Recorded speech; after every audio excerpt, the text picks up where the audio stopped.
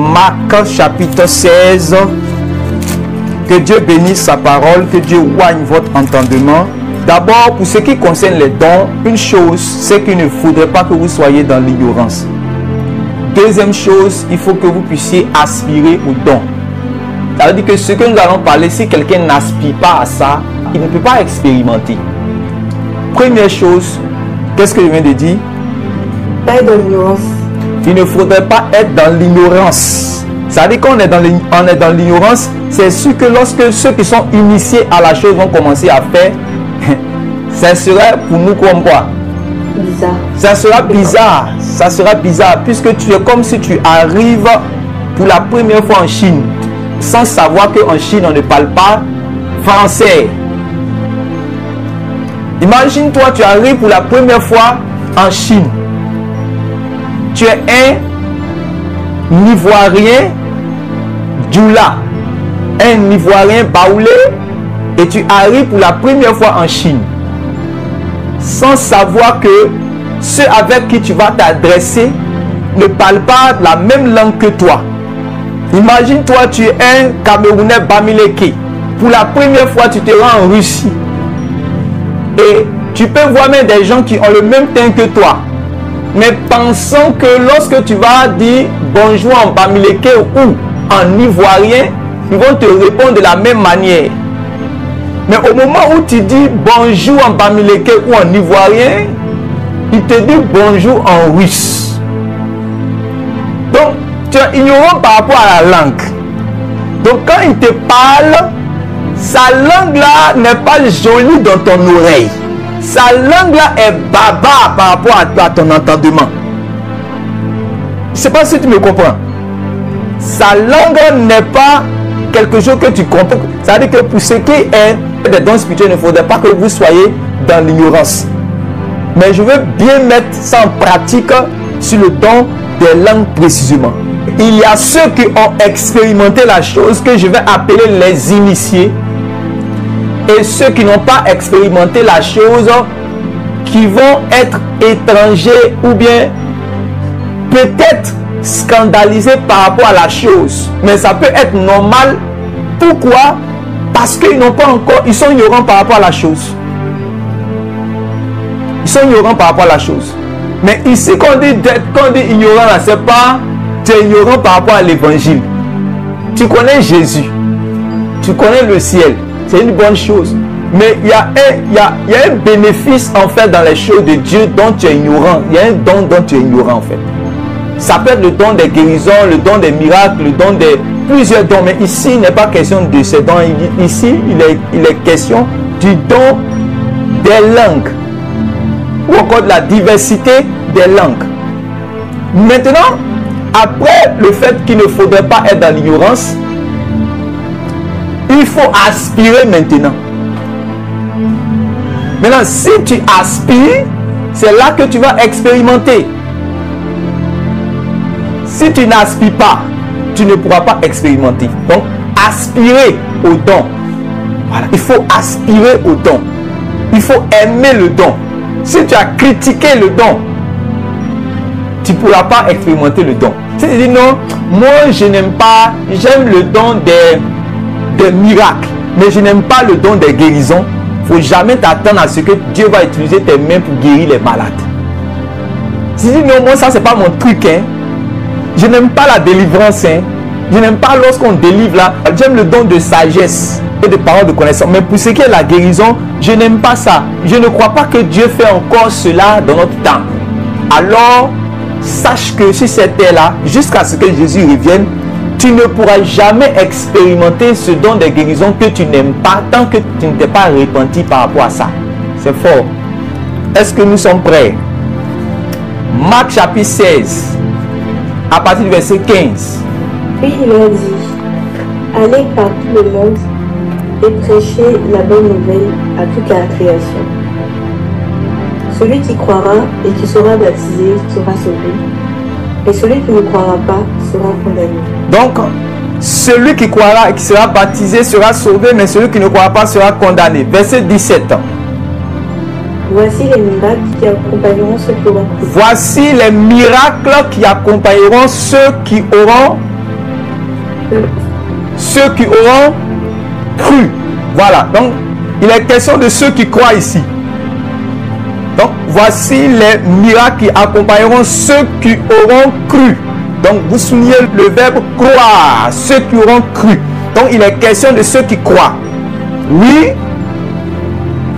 En mon nom, Oui. ils chasseront les démons. En mon nom, ils chasseront les démons. Ça veut dire que ceux qui croient en Jésus, il y a les miracles qui vont les accompagner. Et en son nom, ils vont chasser les démons. Est-ce que vous comprenez? Pourquoi? Parce qu'ils croient. Ici, Jésus n'a même pas encore parlé des dons spirituels. Jésus parle de ceux qui croient de ceux qui croient en son nom. C'est la raison pour laquelle vous allez voir dans Matthieu chapitre 7, le verset 21, les gens même qui ne vivent pas la sanctification comme toi, mais qui ont chassé des milliers de démons. Est-ce que vous comprenez? Ils ne vivaient pas dans la sanctification. Mais le nom de Jésus, la croyance dans le nom de Jésus leur a donné la capacité de chasser les démons. La croyance dans le nom de Jésus leur a donné le pouvoir de guérir les malades. La croyance dans le nom de Jésus leur a donné le pouvoir de faire des miracles. Pourquoi? Parce que Jésus a déjà dit avant de partir que ceux qui vont croire en son nom, ceux qui vont croire en lui, il y a des miracles qui vont les accompagner. Ça veut dire que les miracles là, ils veulent même les accompagner. Maintenant, ces miracles-là, il dit en mon nom, ils chasseront les démons. Vous voyez que un chrétien normal peut chasser un démon. Pourquoi? Parce qu'il est en Jésus et il a la foi dans le nom de Jésus. Maintenant, il doit utiliser cette clé de foi au nom de Jésus là pour manifester le fait de chasser les démons. Oui, allons-y. Ils parleront de nouvelles langues. Ils parleront de nouvelles langues. Ils parleront de nouvelles langues. Est-ce que vous comprenez? Donc, voici l'objet vraiment de notre étude. Jésus, c'est Jésus qui a parlé de ça. C'est Jésus, en fait, qui a promis cela. Voilà. Pourquoi Jésus veut que ceux qui sont parmi son peuple parlent de nouvelles langues? Bon, parler de nouvelles langues, ça donne quoi? Parler de nouvelles langues, ça fait quoi? Pourquoi ils vont parler de nouvelles langues? Donc, Jésus est celui qui a dit qu'ils parleront de nouvelles langues. Ceux qui vont croire en lui, ils parleront de nouvelles langues. Donc, vous vous souvenez, ils parleront de nouvelles langues. Voilà. Ils parleront de nouvelles langues. Permet que tu vois que le fait de chasser les démons, c'est normal. Le fait de guérir les malades, c'est normal. C'est comme ça que tu dois croire que le fait aussi de parler de nouvelles langues, c'est normal pour toi, chrétien. Et c'est facile pour toi. C'est très facile pour toi. Maintenant, pourquoi nous parlerons de nouvelles langues? Pourquoi? Ésaïe chapitre 28, verset Saint-Esprit. Ésaïe chapitre 28, verset 11. Eh bien, c'est par des hommes aux lèvres balbutiantes et au langage barbare que l'Éternel parlera à ce peuple. Vous comprenez? Donc ici, Ésaïe donne une prophétie. Ésaïe donne une prophétie. Ésaïe dit, eh bien, c'est par des hommes aux lèvres balbutiantes. C'est quoi les lèvres balbutiantes? Les lèvres qui balbutient. Ça signifie bégayer. Ça signifie bégayer. Ok. Ça signifie bégayer. Très bien. Des lèvres qui bégayent, des lèvres qui balbutient. Et il dit, et au langage barbare. Et au langage barbare que l'Éternel parlera à ce peuple. Donc, on voit qu'il y a une prophétie sur un langage étranger. Ésaïe a prophétisé sur un langage étranger qui va arriver, mais Dieu va mettre ce langage-là en fait dans la bouche de certaines personnes. C'est-à-dire qu'ils seront comme des enfants qui balbutient. Vous voyez comment les enfants parlent là, non? Quand un enfant veut commencer à parler là, toi tu es Adjoukou, toi tu es Baoulé, toi tu es Chinois, toi tu es Allemand ici, toi tu es Camerounais. Tu as vu comment tu as commencé à parler là, non? tu as balbutié d'abord avant de commencer à parler, avant de commencer à aligner les mots. Dieu dit que c'est par des lèvres balbutiantes que lui, il va mettre sa parole dans la bouche des gens qui vont parler balbutiant à son peuple. Comprenez ça d'abord. Maintenant, il dit, et au langage baba. Donc, il y a une prophétie. Il y a une prophétie sur le langage. Un nouveau langage. Ça, c'est la prophétie qu'Ésaïe donne. Maintenant, Joël chapitre 2, le verset 28. Parce qu'on ne peut pas, Jésus ne peut pas venir comme ça, il va dire qu'ils parleront de nouvelles langues. Bon, ils vont parler de nouvelles langues et puis, bon, qu'est-ce qui se passe? Ça donne quoi? On ne comprend pas.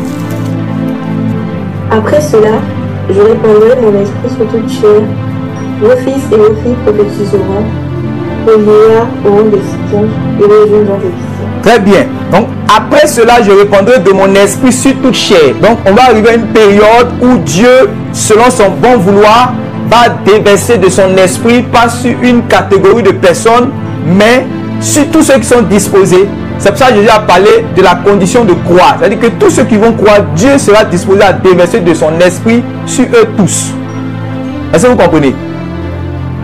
Dieu sera disposé à déverser de son esprit sur eux tous. Est-ce que vous comprenez ça? Il sera disposé à déverser de son esprit sur eux tous. L'esprit qu'il déposait sur les prophètes là, il va déposer ça sur eux. Afin qu'ils puissent avoir des visions, afin qu'ils puissent avoir des songes, et aussi afin qu'ils puissent prophétiser. Voilà. Afin qu'ils puissent avoir des visions, afin qu'ils puissent avoir des songes, et afin qu'ils puissent prophétiser. Maintenant, prophétiser, ça veut dire parler de la part de Dieu. Maintenant, dans la prophétie là, quand un oracle est donné, l'oracle vient dans votre esprit, Dieu vous transmet un message. Dieu vous donne un message que vous devez transmettre à des personnes. C'est pour ça la parole de Ésaïe chapitre 28 là, verset 11 là. La parole d'Ésaïe chapitre 28 verset 11 là. C'est ça qui est dans Joël chapitre 2 le verset 28. La parole d'Ésaïe chapitre 28 verset 11. C'est ça aussi que le Joël prophétise. C'est-à-dire, Dieu va donner des prophéties. Mais Dieu aussi a déjà dit qu'il y a une sorte de prophétie qu'il va donner, mais ça ne sera pas dans un langage normal. Un langage que tout le monde connaît, un langage hébreu. Un langage de son peuple, mais c'est un langage étranger. Amen. Est-ce qu'on est d'accord d'abord? Est-ce qu'on suit bien? Très bien. Donc, après cela, qu'est-ce qui va se passer? Nous sommes dans Marc chapitre 16 où le Seigneur Jésus revient encore sur l'affaire. Maintenant, quand Jésus promet cela, vous allez voir, c'est dans Actes des Apôtres maintenant que là, l'accomplissement va arriver. Donc ici, maintenant, nous sommes dans Actes chapitre 2. Maintenant, dans Actes chapitre 2, suivez-moi très bien, parce que dans Actes chapitre 2, Dieu veut accomplir la prophétie de Ésaïe chapitre 28, verset 11, et Joël chapitre 2, le verset 28. Il veut accomplir maintenant la prophétie. Et ça tombe bien, puisque les Juifs ont été dispersés dans les nations depuis qu'il y a eu le schisme du royaume d'Israël. Vous connaissez cette histoire. Donc, ils ont été dispersés dans les nations. Quand ils ont été dispersés dans les nations, il y a eu les Juifs qui sont retrouvés dans plusieurs nations. Voilà. Et donc, quand il y a eu le pèlerinage de la fête de Pentecôte, 50 jours après la Pâque, ils reviennent maintenant. Donc, nous sommes en Actes chapitre 2. Et pendant ce temps, Jésus a déjà promis à ses disciples de rester, de ne pas s'éloigner de Jérusalem, mais d'attendre à ce que le Saint-Esprit vienne. Donc, pendant qu'ils se réunissent en priant, le Saint-Esprit vient effectivement sur eux. Mais quand le Saint-Esprit vient, qu'est-ce qui se passe?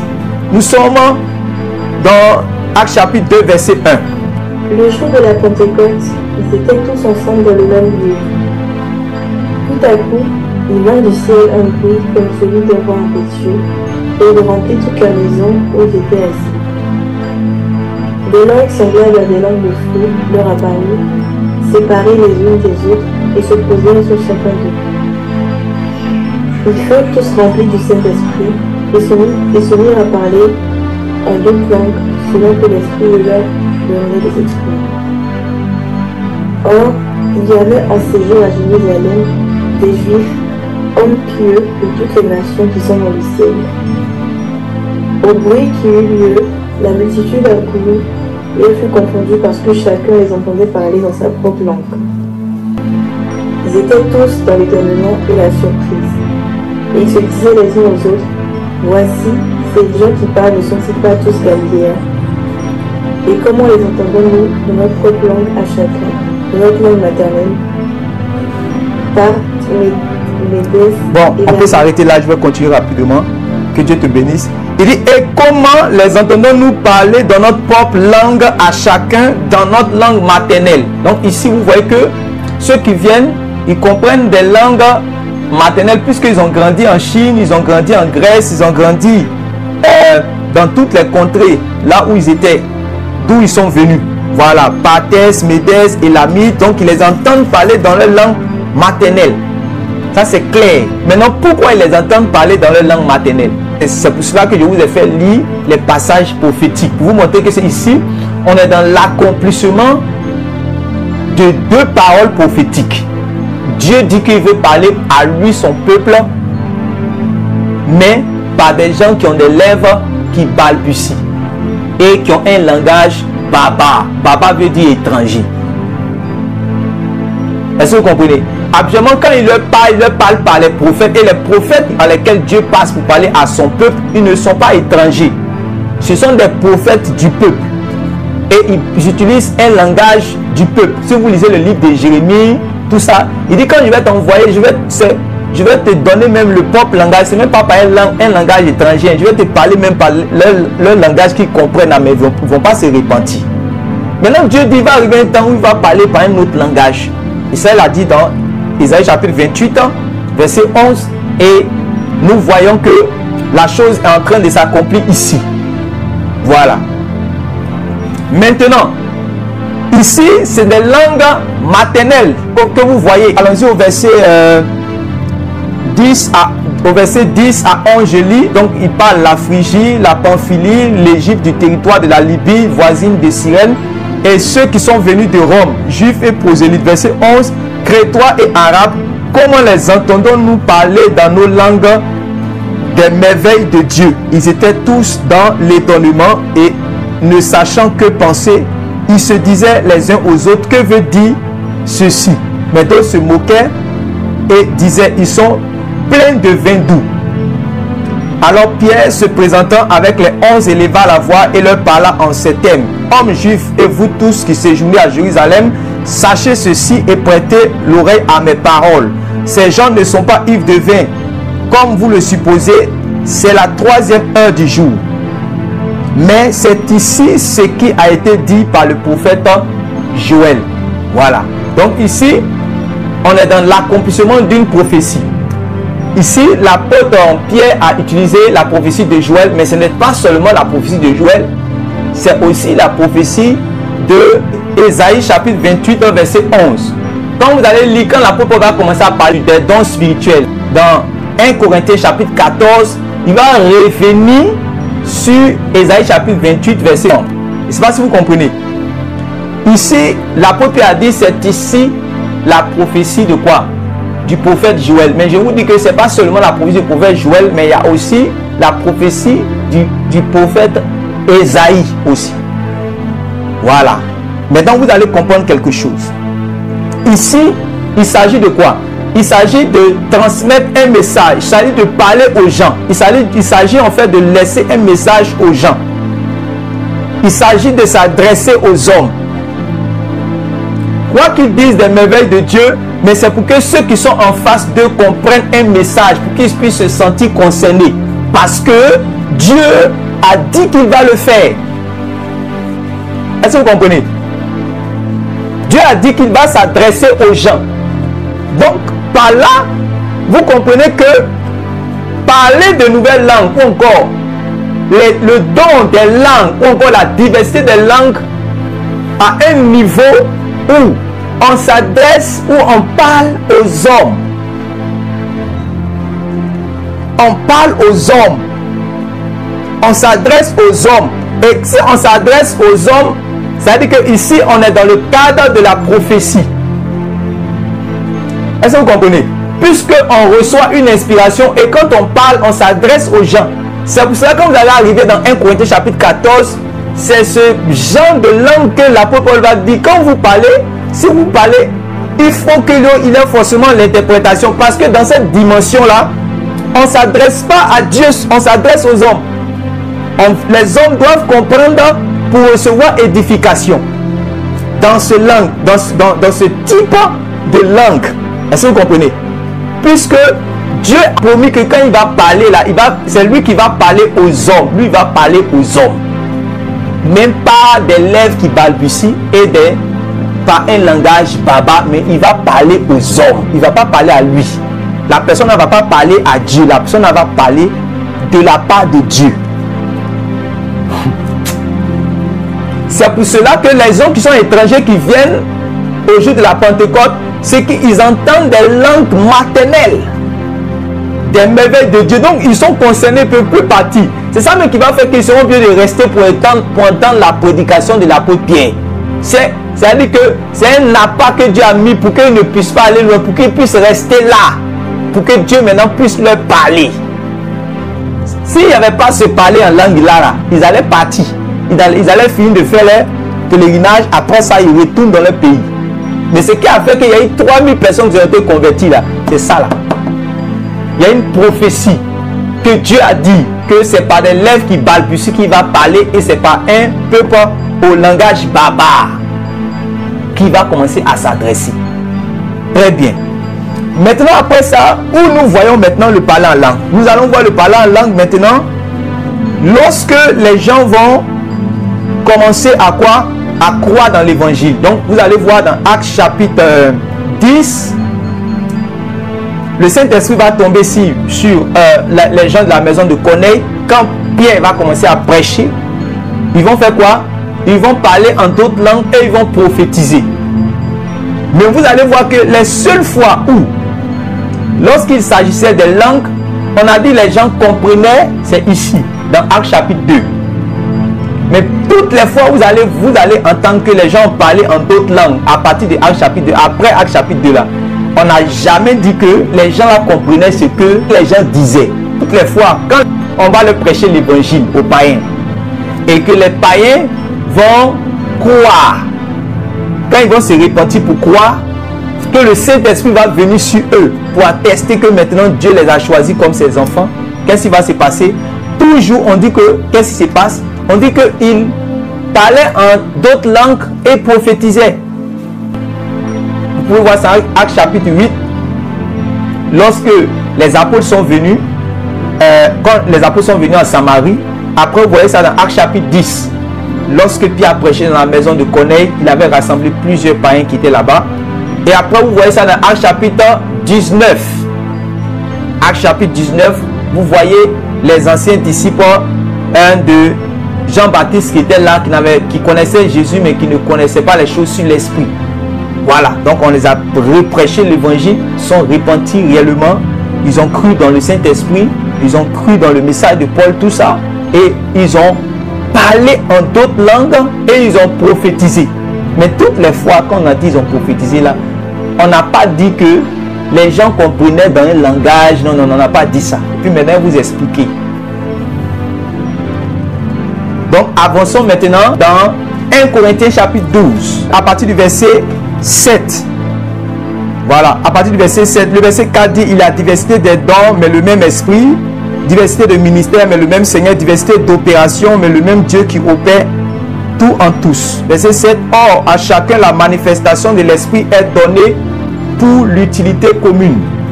En effet, à l'un est donné l'esprit, par l'esprit une parole de sagesse, à un autre une parole de connaissance selon le même esprit, à un autre la foi par le même esprit, à un autre le don des guérisons par le même esprit, à un autre le don d'opérer des miracles, à un autre la prophétie, à un autre le discernement des esprits, à un autre la diversité des langues, à un autre l'interprétation des langues. Ouais, ça se suit, hein? La prophétie, le discernement des esprits, la diversité des langues et l'interprétation des langues. Vous voyez, non? Donc, il faut interpréter cette langue-là. Alors que, en fait, vous avez vu que dans Actes chapitre 2, dans Actes chapitre 2, quand ils ont parlé là, qui a interprété? Personne ne comprend. Donc, pourquoi il n'a pas besoin d'interprétation là-bas? C'était pas le même type de langue. Là, c'était une langue qui était... Oui, mais dites ce que j'ai dit. C'est parce que les gens les entendaient dans leur langue maternelle directement. Donc, ils n'ont pas... Donc, vous voyez que ici, là-bas, on est dans l'accomplissement de la prophétie qu'on a lu. C'est pas la même chose. C'est ça, dans la langue là, il y a deux niveaux. Il y a un niveau où c'était la prophétie. Dieu est en train de donner une parole directement et eux prenaient ça, eux disaient. Mais c'était dans les langues maternelles. C'était l'accomplissement d'une prophétie de Ésaïe chapitre 28, verset 11, et puis Joël chapitre 2, verset 28. Donc ici on est dans l'accomplissement d'une prophétie. Ils sont en train de prophétiser en fait. Voilà. Donc, mais c'est en d'autres langues. Est-ce que vous comprenez? Ils sont en train de prophétiser, mais c'est en d'autres langues. Maintenant, on arrive quelque part dans Actes chapitre 12, on nous dit que il y a des langues qui auront besoin d'être interprétées par des gens qui ont un don d'interprétation des langues. 1 Corinthiens chapitre 14, verset 1. Recherchez la charité. Oui, recherchez la charité, oui. Aspirez aussi aux dons spirituels, mais surtout celui de prophétie. Donc ici, je vous dis en même temps le contexte. L'apôtre Paul est en train de recadrer l'église de Corinthe. Parce que l'église de Corinthe, c'est des gens qui sont en train d'expérimenter nouvellement les choses de l'esprit. C'est une église qui a eu vraiment il y a eu beaucoup de dons spirituels. Les gens ont beaucoup expérimenté les dons spirituels là-bas. Mais ils n'ont pas été bien encadrés pour savoir comment est-ce qu'on doit les manifester. Donc c'est ça qui a créé le désordre. Ils avaient la chose, mais ils ne savaient pas comment faire la chose. C'est ça le problème. Ils avaient la chose, mais ils ne savaient pas comment faire la chose. Ils avaient le don, mais ils ne savaient pas comment mieux manifester ce don pour que ça soit utile, pour qu'il soit utile. Donc, l'apôtre Paul maintenant est en train de recadrer les choses. Maintenant, en recadrant, puisque là-bas, Jésus a déjà dit que son peuple, ils vont parler de nouvelles langues. Et les Corinthiens ont vu que quand ils ont cru, ils ont expérimenté quelque chose de bizarre, mais quelque chose d'intéressant, qu'on appelle les langues nouvelles. Donc, quand ils se réunissent, chacun commence réellement à parler. Est-ce que parce que c'est intéressant, ça édifie ton esprit. C'est un don qui édifie ton esprit. Amen. Donc ils sont contents d'édifier leur esprit. Donc quand ils sont dans l'assemblée, ils sont en train de s'édifier, mais ils sont en train de s'édifier eux-mêmes. Chacun, l'autre parle, l'autre parle, l'autre parle, l'autre parle. Est-ce que vous comprenez? Tout le monde parle, chacun parle, parce que ça leur fait du bien à chacun d'eux. Voilà. Mais en même temps, puisqu'ils sont réunis dans le but vraiment de... Vous savez que les réunions d'assemblée ne sont pas seulement des réunions de prière. Les réunions d'assemblée sont des réunions d'édification, sont des réunions d'enseignement, sont des réunions où on se réunit pour pouvoir aussi chanter, où on se réunit pour écouter des témoignages. On ne va pas se réunir seulement pour que on vienne prier, ou encore pour venir dire des mystères que chacun de nous ne comprend pas. Ça dépend de l'esprit de la réunion. Est-ce que vous comprenez? Ça dépend de l'esprit de la réunion.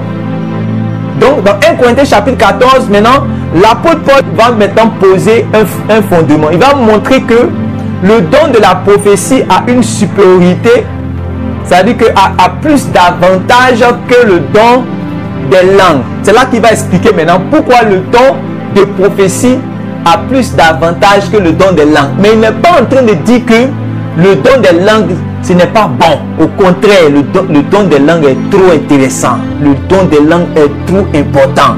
Le don des langues est trop utile. Et le don des langues, c'est ta part, mon frère. Est-ce que tu comprends?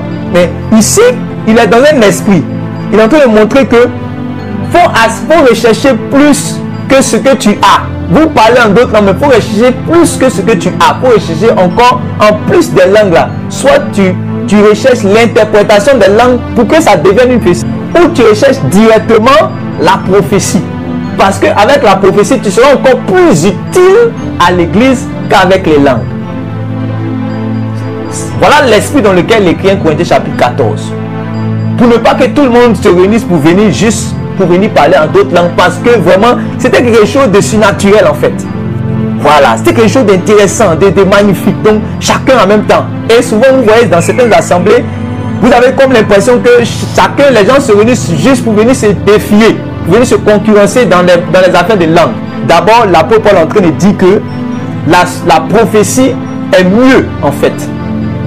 C'est dans cet esprit qu'il va continuer. C'est pour ça qu'il dit aspirez au don spirituel, mais surtout, ouais non, mais surtout à celui de la prophétie. C'est-à-dire que vous tous qui êtes ici, si l'apôtre Paul a parlé au nom de Jésus, vous devez aspirer au don les meilleurs et surtout au don de la prophétie. Ça veut dire que Dieu veut que vous puissiez prophétiser.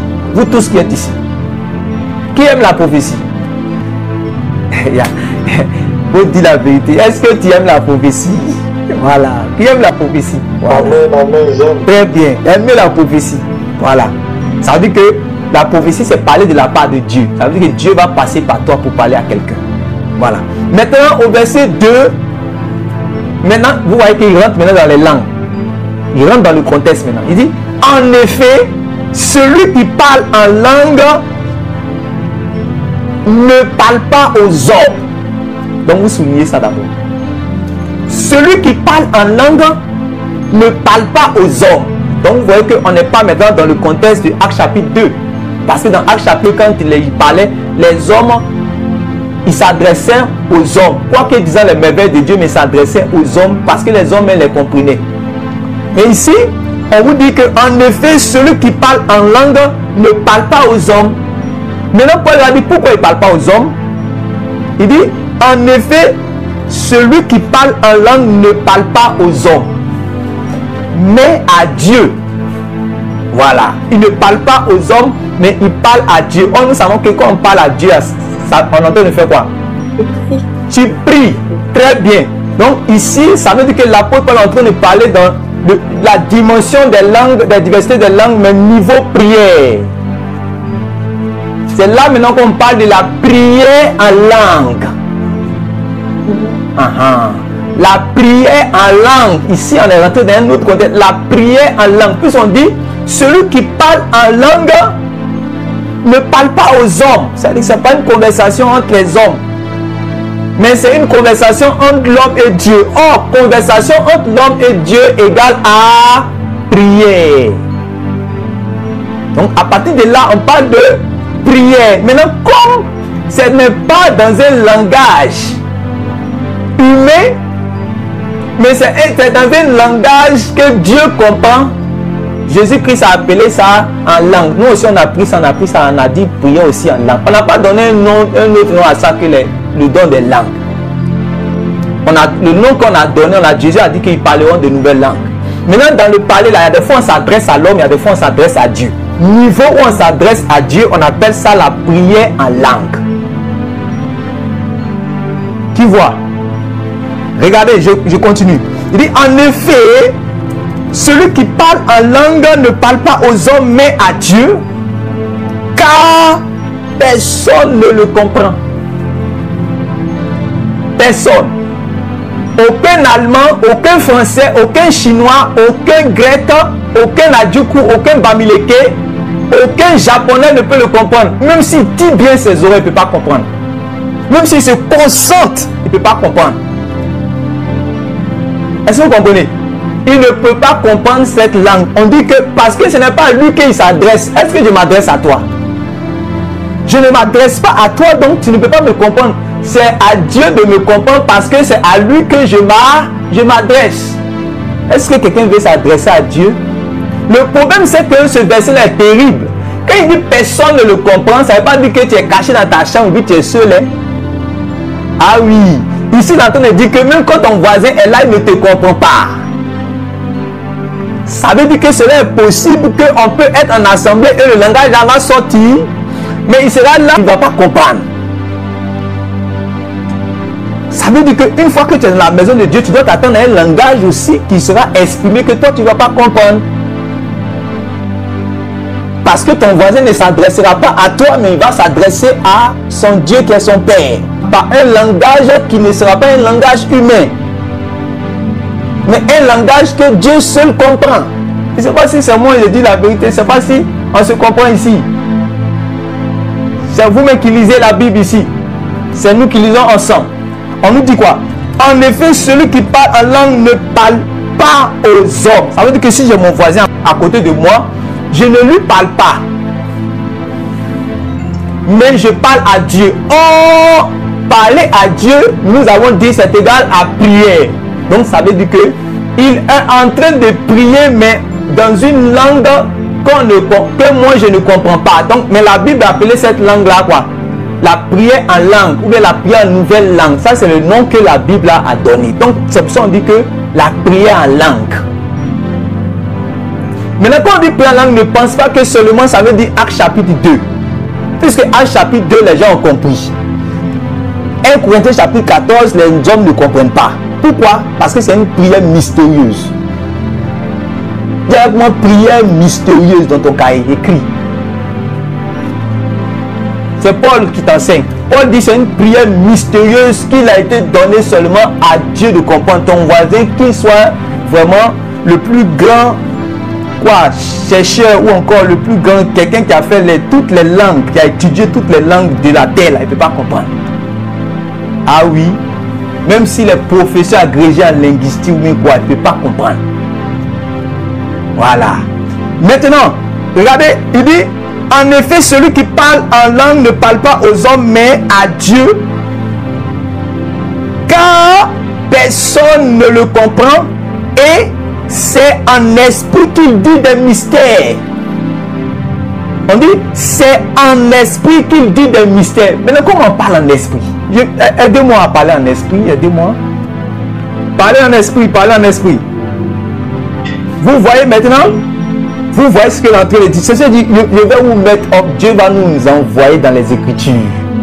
Et il va nous sortir la grâce dans les Écritures, la grâce de ce qu'il veut nous faire comprendre. Vous voyez, il dit, et c'est en esprit. Il n'a pas dit c'est en espagnol, ou en chinois, ou en ivoirien, ou en camerounais, ou en anglais.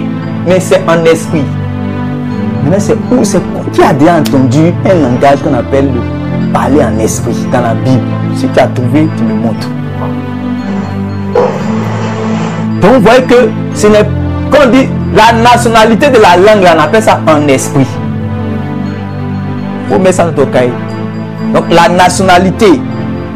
Parce que dans Acte chapitre 2, c'était ce qu'ils ont parlé là-bas, c'est en crétois, en égyptien qu'ils ont parlé. Or, dans 1 Corinthiens chapitre 14, ce n'est pas en crétois ni en grec, mais c'est en esprit, mon frère. C'est justement la raison pour laquelle celui qui est à côté ne comprend pas. Or, en esprit là, c'est l'esprit maintenant qui vient dans ta conscience, il brûle. C'est comme quand il y a la lumière et puis on coupe. Quand on dit, vous regardez les films et puis on prend les ciseaux, les films d'action, puis on dit, allez couper courant quelque part là. Il va court-circuiter ton esprit, ton intelligence. On court-circuite ton intelligence. C'est le Saint-Esprit qui vient de me dire ça. Il dit, on court-circuite ton intelligence. Pour que ton intelligence ne comprenne pas ce qui est en train de se passer. Et pour que tu parles. C'est comme un enfant nouveau-né quand on lui dit, comprenant, on lui dit que il entend seulement tous les mots, puis bon, il répète ce qu'il entend. Quand l'enfant commence à dire maman, ouais, c'est le premier moment comment ça vient là, non? Quand l'enfant commence à dire papa, c'est le premier papa quand ça vient. Voilà. Donc, il faut être dans une telle disposition d'abord d'enfant. Maintenant, quand tu commences à parler cette langue, ton intelligence est court-circuitée. Ça veut dire que si tu veux chercher que ça soit joli d'une manière, donc moi je veux, mais moi, tu sais, moi j'ai une langue un peu civilisée. Il n'y a pas de civilisation là-bas. La langue est déjà civilisée. Amen. Toi seulement tu ouvres, toi Dieu veut utiliser ta bouche pour parler lui en esprit. Pour celui qui ne parle pas en japonais, lui c'est en esprit que lui parle. Maintenant le son qui va sortir là, ça n'est qu'être bizarre aux gens, ce n'est qu'être bizarre pour les gens. Et c'est un problème. Toi tu parles à Dieu. Maintenant l'homme quand son raisonnement rentre dedans, il dit c'est pas joli à voir hein. Non, donc ça ne veut pas sortir. Or, pour que ce don sorte, il faut la foi. Il faut la foi. Il faut la foi. Il faut la foi. Si quelqu'un n'a pas la foi, c'est comme la prophétie. Dieu met, il met dans mon cœur une parole claire. Il me dit, maintenant, si je n'ai pas la foi, je vais garder la prophétie, je vais souffrir, ça va rester dans mon ventre. Et ça ne sera pas maintenant utile pour l'autre, alors que l'autre avait besoin de ce message-là pour être sauvé. Je ne lui ai pas donné réellement ce message. Donc, tous les dons, y compris le don des langues, a besoin réellement de foi pour que ça soit déclenché. Maintenant, comme toi, quand c'est venu de ton esprit, quand tu as entendu la langue là, tu dis, si je parle, est-ce que mon voisin, est-ce que le frère là, ils ne vont pas dire, c'est devenu bizarre? Un temps, Dieu a dit que on appelle ça langage mystère. Dis avec moi langage mystère encore. On dit quand c'est un esprit qui dit des mystères. Ouais. Maintenant, quand on dit c'est un esprit qui dit des mystères là, dites-moi un mystère. On dit c'est un esprit qui dit des mystères. Ça veut dire, comme j'ai dit, c'est un langage qui est brouillé, c'est un langage qui est bizarre, c'est un langage qui est codé, c'est un langage que seul Dieu comprend. Le Seigneur a dit, le Seigneur avait introduit ça de plusieurs manières depuis dans les Écritures. Quand vous lisez dans Actes, dans Jean chapitre 4, il dit que Dieu cherche ceux qui vont l'adorer en esprit et en vérité. Ils sont là les adorateurs que le Père recherche. Pourquoi? Parce que Dieu est esprit.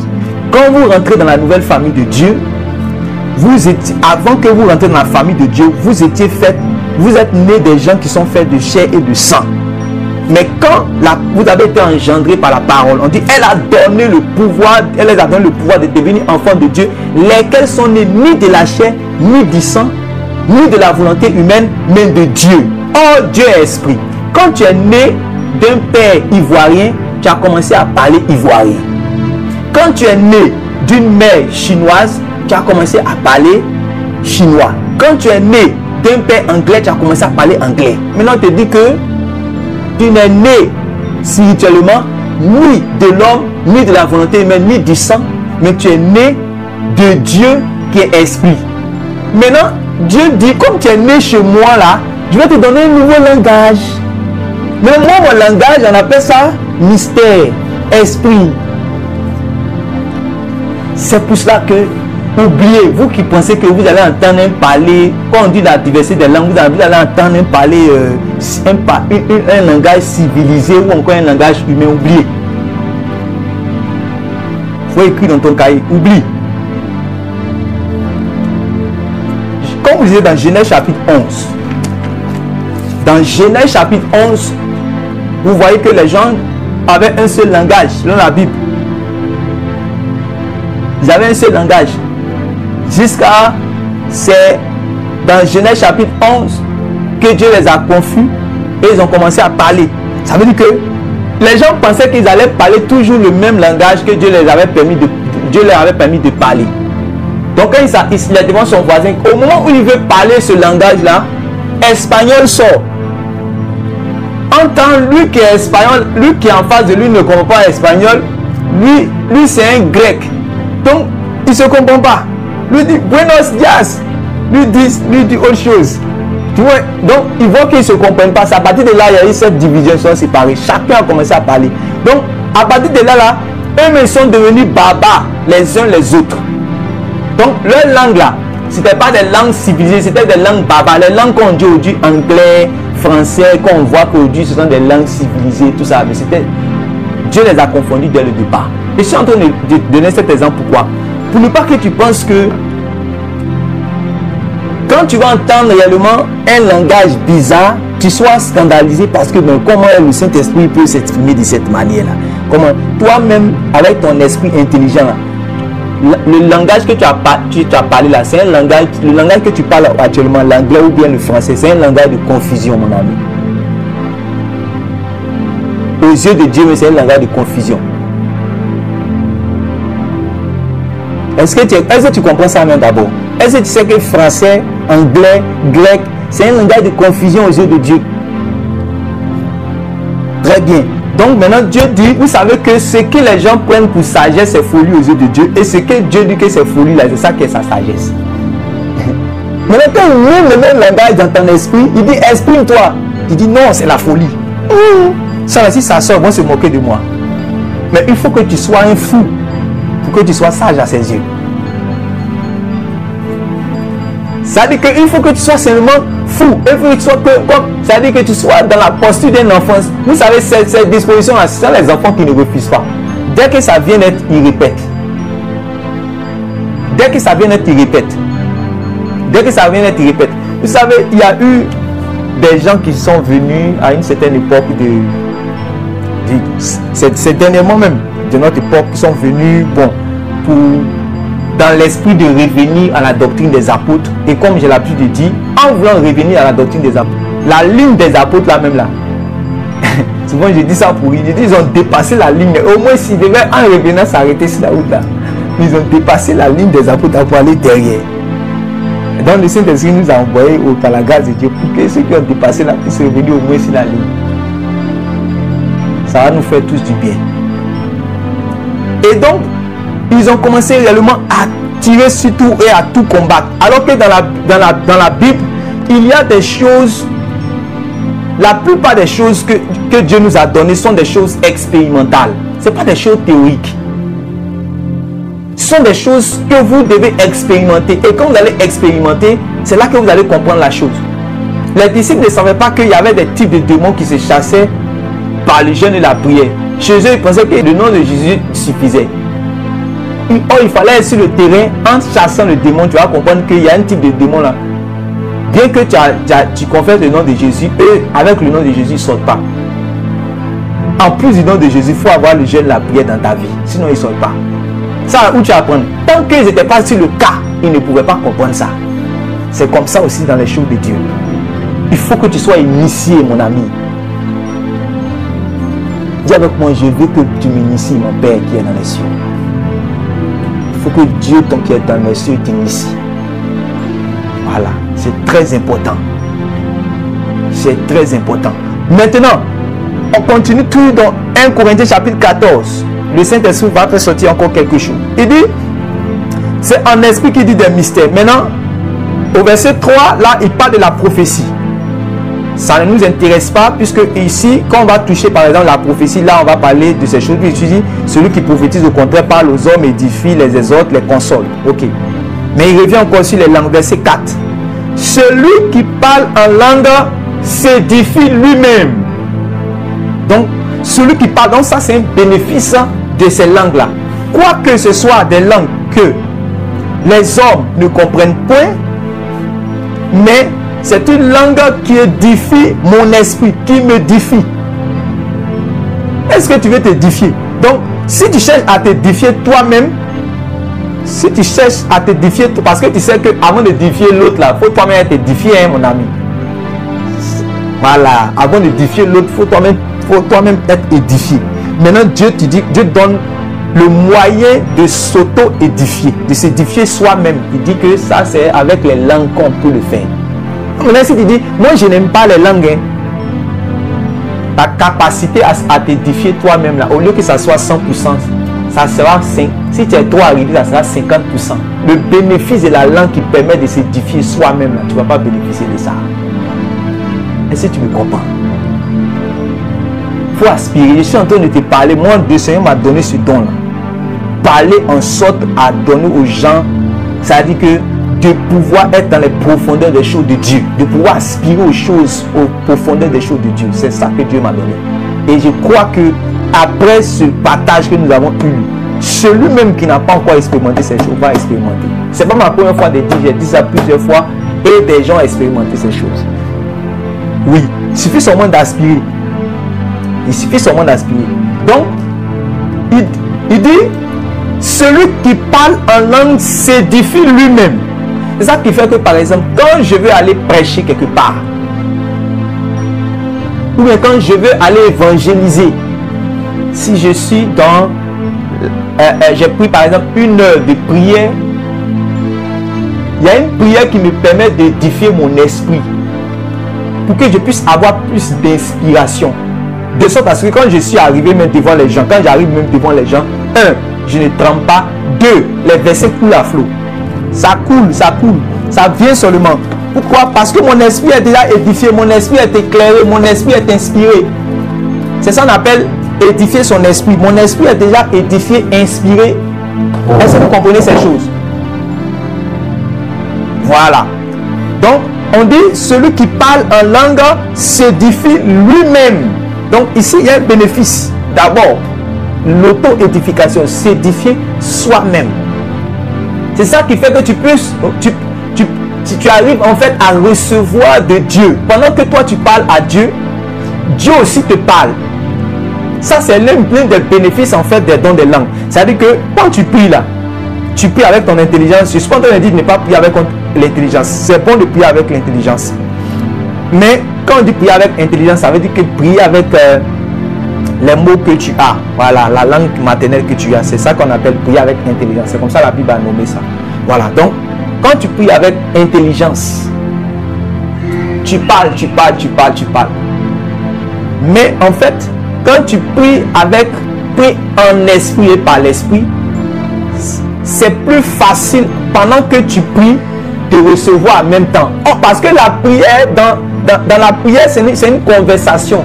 La prière, ce n'est pas seulement d'aller vers Dieu et de lui dire tout ce que tu as envie de lui dire. Mais dans la prière, ça c'est une communication. De sorte à ce que moi je parle et Dieu aussi me parle.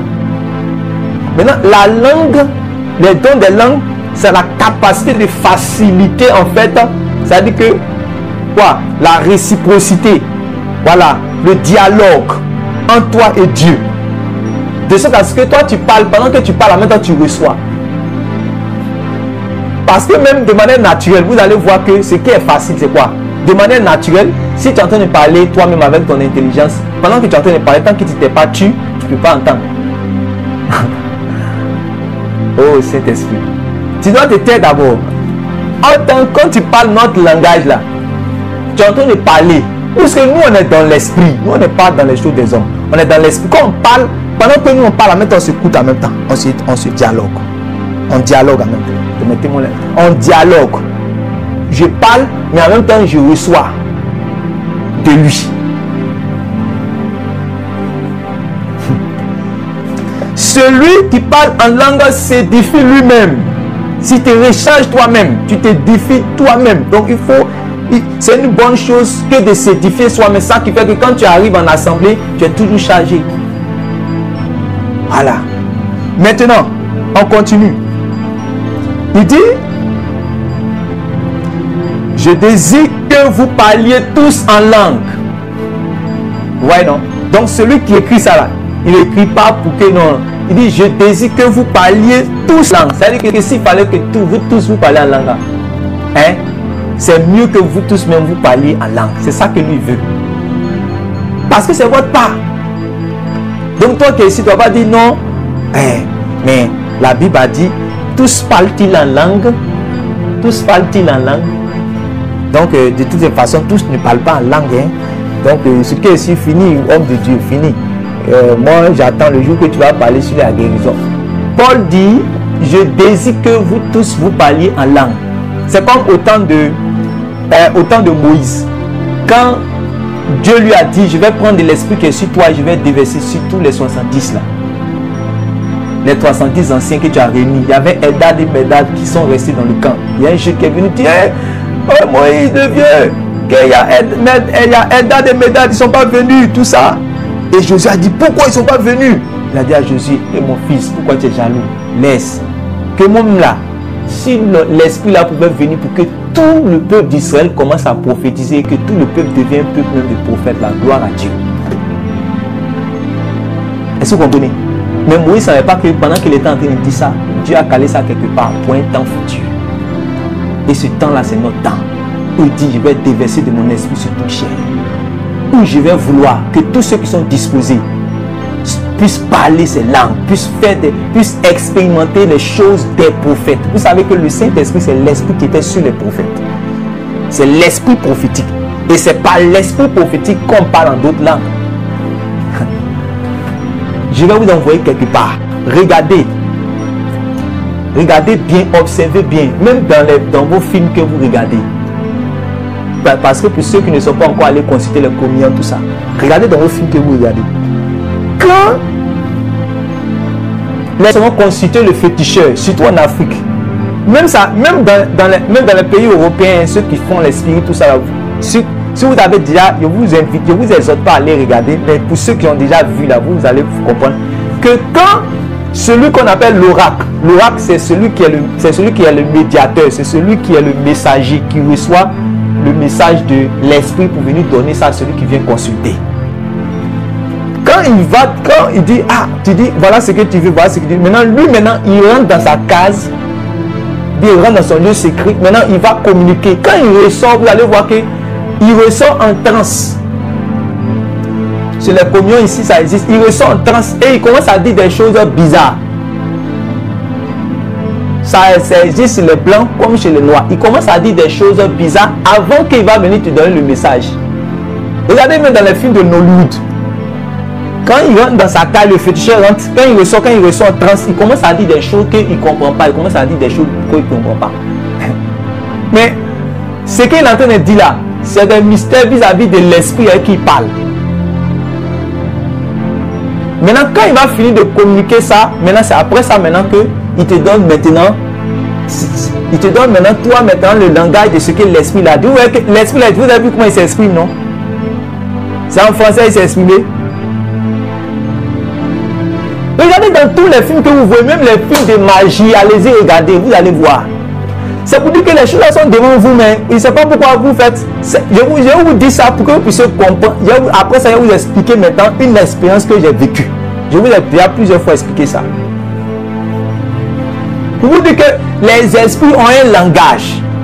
Quand les esprits se parlent, mais quand ils parlent là, c'est pas, il n'y a pas une langue sur la terre qui ressemble à leur esprit. C'est pas le langage des hommes. Le langage des esprits, ce n'est pas le langage des hommes. Maintenant, ce que vous voyez dans vos films là, quand les gens seront consultés là, et puis ils commencent à sortir en transe, et puis ils commencent à dire des mots bizarres. Les mots bizarres, c'est dans le langage spirituel. Voilà. Parce que c'est des langages qui n'est pas donné aux hommes de comprendre. Mais ça, après avoir fini de dire ces choses bizarres, c'est là qu'il dit maintenant, il transmet maintenant le message à celui qui est venu consulter là. Maintenant, ce que vous voyez là, c'est ce que les prophètes font.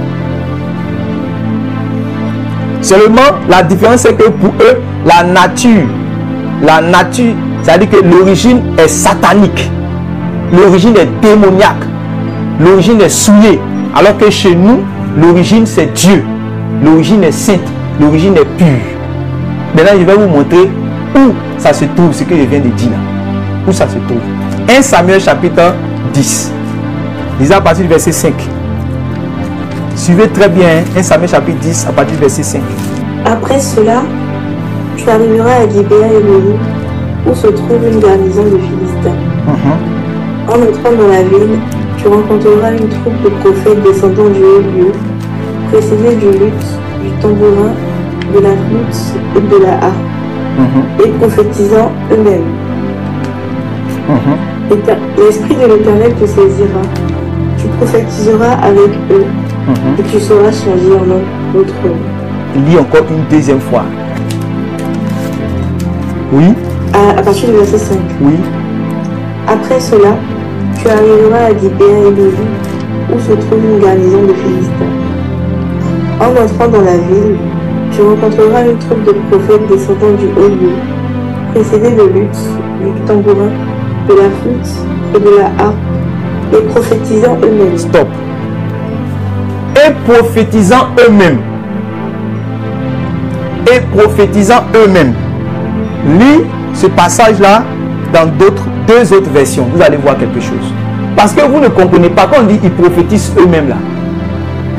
C'est une manière de dire, c'est une manière de parler. En fait, nous, quand nous on lit plus dans la profondeur, on comprend ce qu'ils sont en train de dire. On comprend ce que celui qui parle là, en train de dire en fait. Mais, ça veut dire que ce que Samuel est en train de dire là, je vais vous emmener maintenant à comprendre ce qu'il est en train de dire, que la garnison de prophètes, les prophètes étaient là et ils prophétisaient eux-mêmes. C'est quoi il appelle ils prophétisaient eux-mêmes? Parce que vous lisez prophétiser, mais vous ne savez pas bien ce que ça veut dire. Lis dans deux autres versions. Lis avec cela. Oui. Donc après cela, je lis le verset 5 et le verset 6 seulement. Lis le verset 6 seulement, allons-y.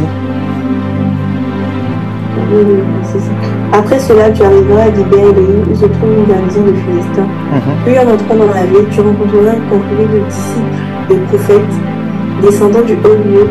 Ils seront précédés de joueurs de luth, de tambourins, de flûtes et de lyres. Ils seront dans un état d'exaltation. Ils seront dans un état d'exaltation. Soulignez ça. Ils seront dans un état d'exaltation. C'est quoi être dans un état d'exaltation? Être dans un état d'exaltation et puis prophétiser, il y a quel lien? Être en transe. Être en transe. Or, quand tu es en transe là, vous avez vu quand les gens sont en transe, vous voyez que qu'est-ce qui se passe quand quelqu'un est en transe? Délire. Il délire, oui. Oui, il y a quelqu'un encore qui peut dire autre chose.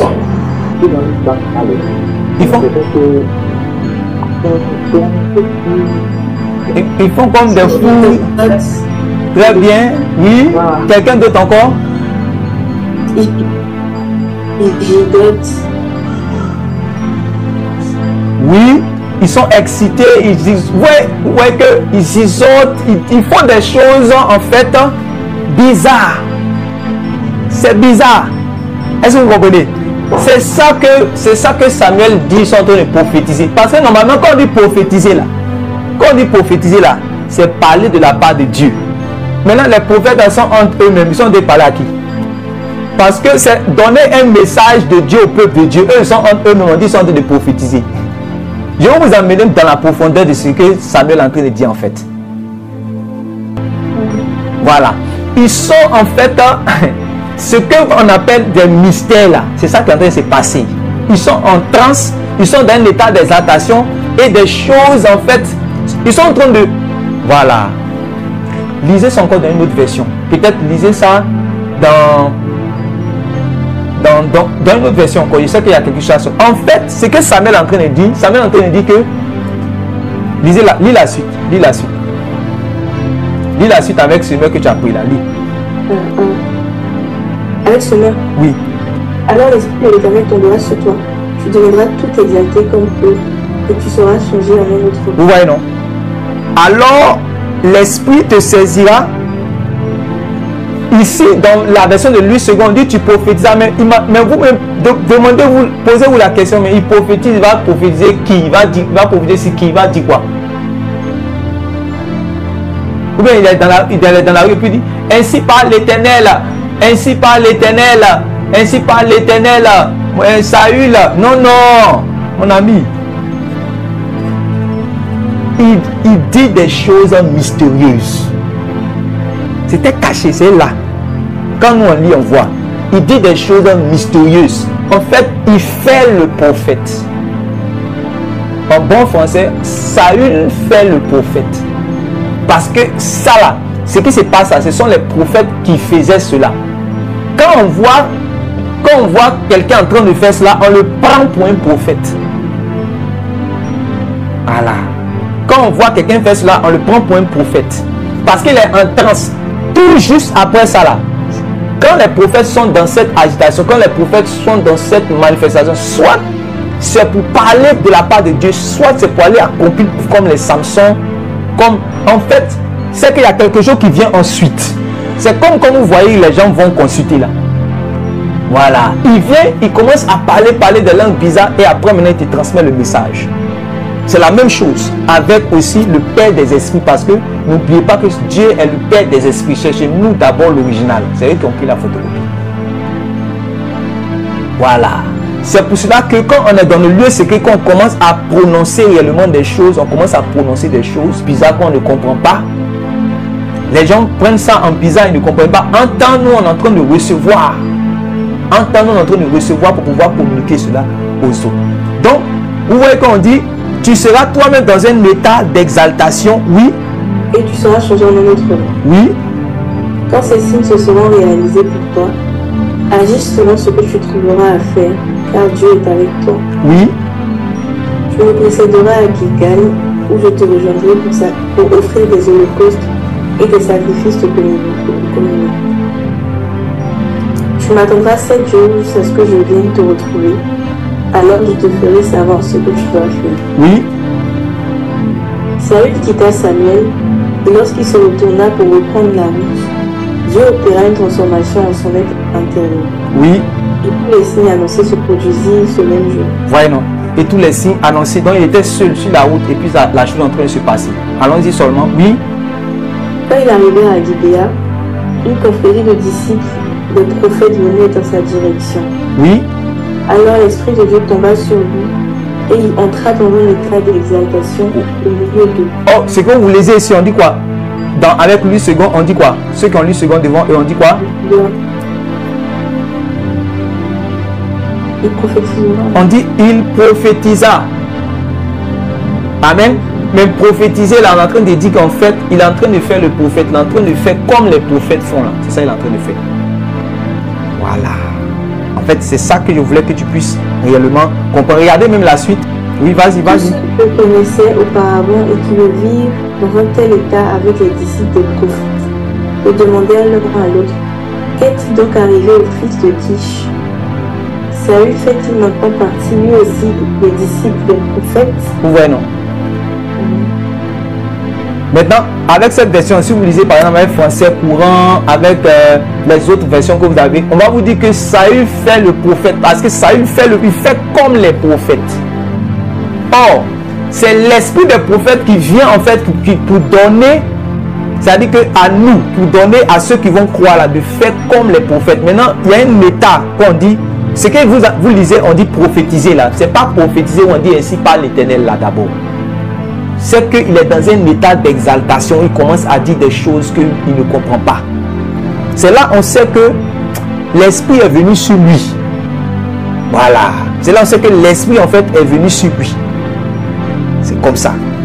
C'est comme ça, quand les prophètes prophétisaient là, ce n'est pas parce que vous le voyez. Quand vous lisez, on dit ainsi parle l'Éternel, ainsi parle l'Éternel.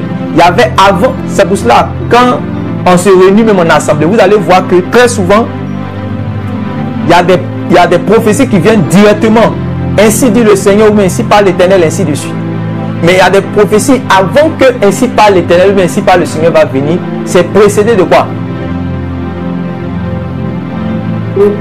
C'est précédé de parler en langue. C'est précédé d'une langue. C'est précédé de... C'est-à-dire que l'esprit est venu sur la personne de sorte à ce que quand il commence à parler, tout le monde commence à se mettre dans une disposition d'écoute. Parce qu'on sait que l'esprit est venu saisir la personne. Donc maintenant, on se met dans une disposition maintenant d'écoute. Pourquoi la personne est-il agitée de la sorte? Mais pourquoi la personne est-il dans cette exaltation, mais en train de parler des mots qu'on ne comprend pas? Certainement, l'esprit est sur lui. Et puis maintenant, on l'écoute maintenant. Quand on vous dit que l'esprit de l'Éternel est venu sur Amos, et Amos a commencé à parler, la parole de l'Éternel est venue sur Amos. Comment on sait que la parole de l'Éternel est venue sur Amos? C'est parce que l'Éternel le saisit. Maintenant, quand l'Éternel le saisit, là, c'est pas des signes. L'un des signes, là, c'est l'état d'exaltation que nous appelons aujourd'hui de parler en langue. C'est existé dans l'Ancien Testament. Ça, c'est le Saint-Esprit qui m'a enseigné ça. Et c'est ça que vous êtes en train de voir. Ça existait dans l'Ancien Testament. Mais c'était donné à ceux à qui Dieu a voulu donner, ceux-là qu'on appelle les prophètes. Voilà. Maintenant, on arrive dans un temps où ce ne sera pas seulement les prophètes, ce ne sera pas seulement aux prophètes que cela va être communiqué, mais ça sera à tous ceux qui vont croire, à tous ceux qui vont aspirer, à tous ceux qui vont rechercher cela. Dieu sera aussi disposé à les donner, puisque c'est ce que Dieu lui-même il a décidé de faire. Vous voyez ça? Voilà. Maintenant, allons-y, je vous montre quelque chose encore rapidement. Romains chapitre 8, c'est 14, vas-y. Car tous ceux qui sont conduits par l'Esprit de Dieu sont fils de Dieu. Car tous ceux qui sont conduits par l'Esprit de Dieu sont fils de Dieu, oui. Et vous n'avez pas reçu un esprit de servitude. Et vous n'avez pas reçu un esprit de servitude. Pour être encore dans la crainte. Pour être encore dans la crainte. Et vous avez reçu un esprit d'adoption. Mais vous avez reçu un esprit d'adoption. Par lequel nous crions Abba Père. Voilà. C'est-à-dire que c'est par cet esprit-là que Jésus avait la capacité en tant qu'homme sur la terre de s'adresser directement à Dieu comme son Père directement. C'est comme ça que Jésus, quand il priait, il disait Père. Les autres étaient scandalisés parce que quand il s'adresse à Dieu, tu as comme l'impression que Dieu est son Père directement. Voilà. Maintenant, il nous a partagé cet esprit-là, de sorte à ce que nous aussi, le Père devient notre Père directement. On n'est plus dans la servitude. Notre Père là, c'est directement Dieu, Dieu le Père. Est-ce que vous comprenez? Voilà. Notre Père qui est dans les cieux. Jésus nous donne la capacité aussi. C'est pour ça qu'il dit, quand vous priez, dites notre Père qui est dans les cieux. Il nous a mis directement en relation avec le Père. Voilà. Nous n'avons pas un esprit de servitude pour dire que nous allons passer par quelqu'un d'autre encore, mais un ange ou bien une statue. Non, on ne peut plus passer par ça. Il nous a mis directement en connexion avec son Père, de sorte à ce que nous pouvons dire comme lui, Abba Père. Mon Père, directement. Très bien. Mais c'est avec un esprit que cela a été possible, qu'on appelle le Saint-Esprit. Maintenant, regardez, l'esprit là, quand il est venu, au verset 26, de même aussi l'esprit nous aide dans notre faiblesse. De même aussi l'esprit là, de Jésus là, qui est venu en nous, il nous aide dans notre faiblesse, dans notre limite, dans notre incapacité. Oui. Car nous ne savons pas ce qu'il nous convient de demander dans nos prières. Car nous ne savons pas ce qu'il nous convient de demander dans nos prières. Est-ce que vous comprenez? Car nous ne savons pas ce qu'il nous convient de demander dans nos prières. Donc, vous allez voir que souvent, quand vous êtes en train de prier, souvent, c'est vous qui dirigez la prière ou bien quand vous priez seul, surtout quand vous êtes fatigué, vous arrivez de prier et vous dites, Seigneur mon Dieu, que ton nom soit béni. Seigneur mon Dieu, que ton nom soit béni. Que ton nom soit béni, oh, que ton nom soit béni. Éternel, mon Dieu, mon roi, mon Père, que ton nom soit béni. Et vous avez l'impression que le mot là, ça vous revient comme un effet boomerang. Parce que en réalité, vous ne savez pas comment vous allez prier à cet instant. Ça vous a pas encore arrivé? Très bien. Tu dis, Éternel mon Dieu, que ton nom soit béni. Éternel mon Dieu, ça revient encore si tu... Parce que l'esprit te démontre qu'actuellement là, ton esprit est limité un peu, ton esprit est fatigué. Est-ce que tu comprends? Ton esprit est fatigué. Mais en temps, le Seigneur maintenant nous a donné une capacité qu'on appelle la prière en esprit, l'aide de l'esprit, l'intercession de l'esprit. De sorte à ce que maintenant l'Esprit Saint peut venir prendre le contrôle. Or, quand l'Esprit Saint va venir prendre le contrôle, lui il ne va pas s'adresser à Dieu comme toi tu t'adresses à Dieu là. C'est lui qui prend le contrôle maintenant. Eh Seigneur. Car nous ne savons pas ce qu'il nous convient de demander dans nos prières. Oui. Mais l'Esprit lui-même. Mais l'Esprit lui-même intercède par des soupirs inexprimables. Intercède par des soupirs inexprimables. Ouais, il intercède par des soupirs inexprimables. Donc, l'Esprit t'emmène réellement à intercéder par des soupirs inexprimables, de sorte à ce que souvent tu parles. Souvent, il arrive à certaines personnes de crier, de pousser des cris. C'est quel cri bizarre. Mais on se dit, ah, non, un chrétien normal, est-ce qu'il doit crier comme ça? Non. Est-ce que Jésus n'a pas dit dans, comment on appelle ça même, dans Matthieu chapitre 6 là, que quand on prie, on doit pas crier comme les pharisiens là, donc quand on prie, on ne doit pas crier fort, on doit prier doucement. Donc maintenant les gens ont envoyé doctrine de prier doucement. Là, celui qui prie trop fort là, ça veut dire que Jésus va pas l'écouter. Non.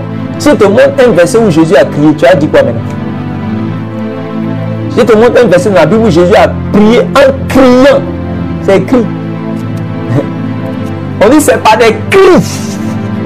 Le jour que les grumeaux de sang sont sortis de son corps, tu penses qu'il priait doucement pour dire Seigneur, mon Père. Non, non. Il priait en criant. C'est pour ça que vous avez l'écriture de ses prières. C'est parce qu'il y a quelqu'un qui était là qui l'entendait que vous avez l'écriture de ses prières. Si on te dit comment il priait là, c'est parce que quand il priait là, les gens entendaient. C'est pour ça qu'on écrit ça dans Jean chapitre 17, ce qu'on appelle la prière sacerdotale. Maintenant, quand tu regardes dans Hébreu, on te dit qu'il poussait des cris.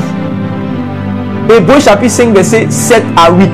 On dit c'est là-bas qu'il était, c'est en poussant des cris, il a crié. Et dans Luc, on dit qu'il a prié jusqu'à un certain moment où les grumeaux de sang sont sortis de son corps. Donc tu vois que le Jésus qui est en train de prier ici, là, il ne priait pas doucement, il priait fort. C'est en priant fort que la sueur là peut devenir le sang.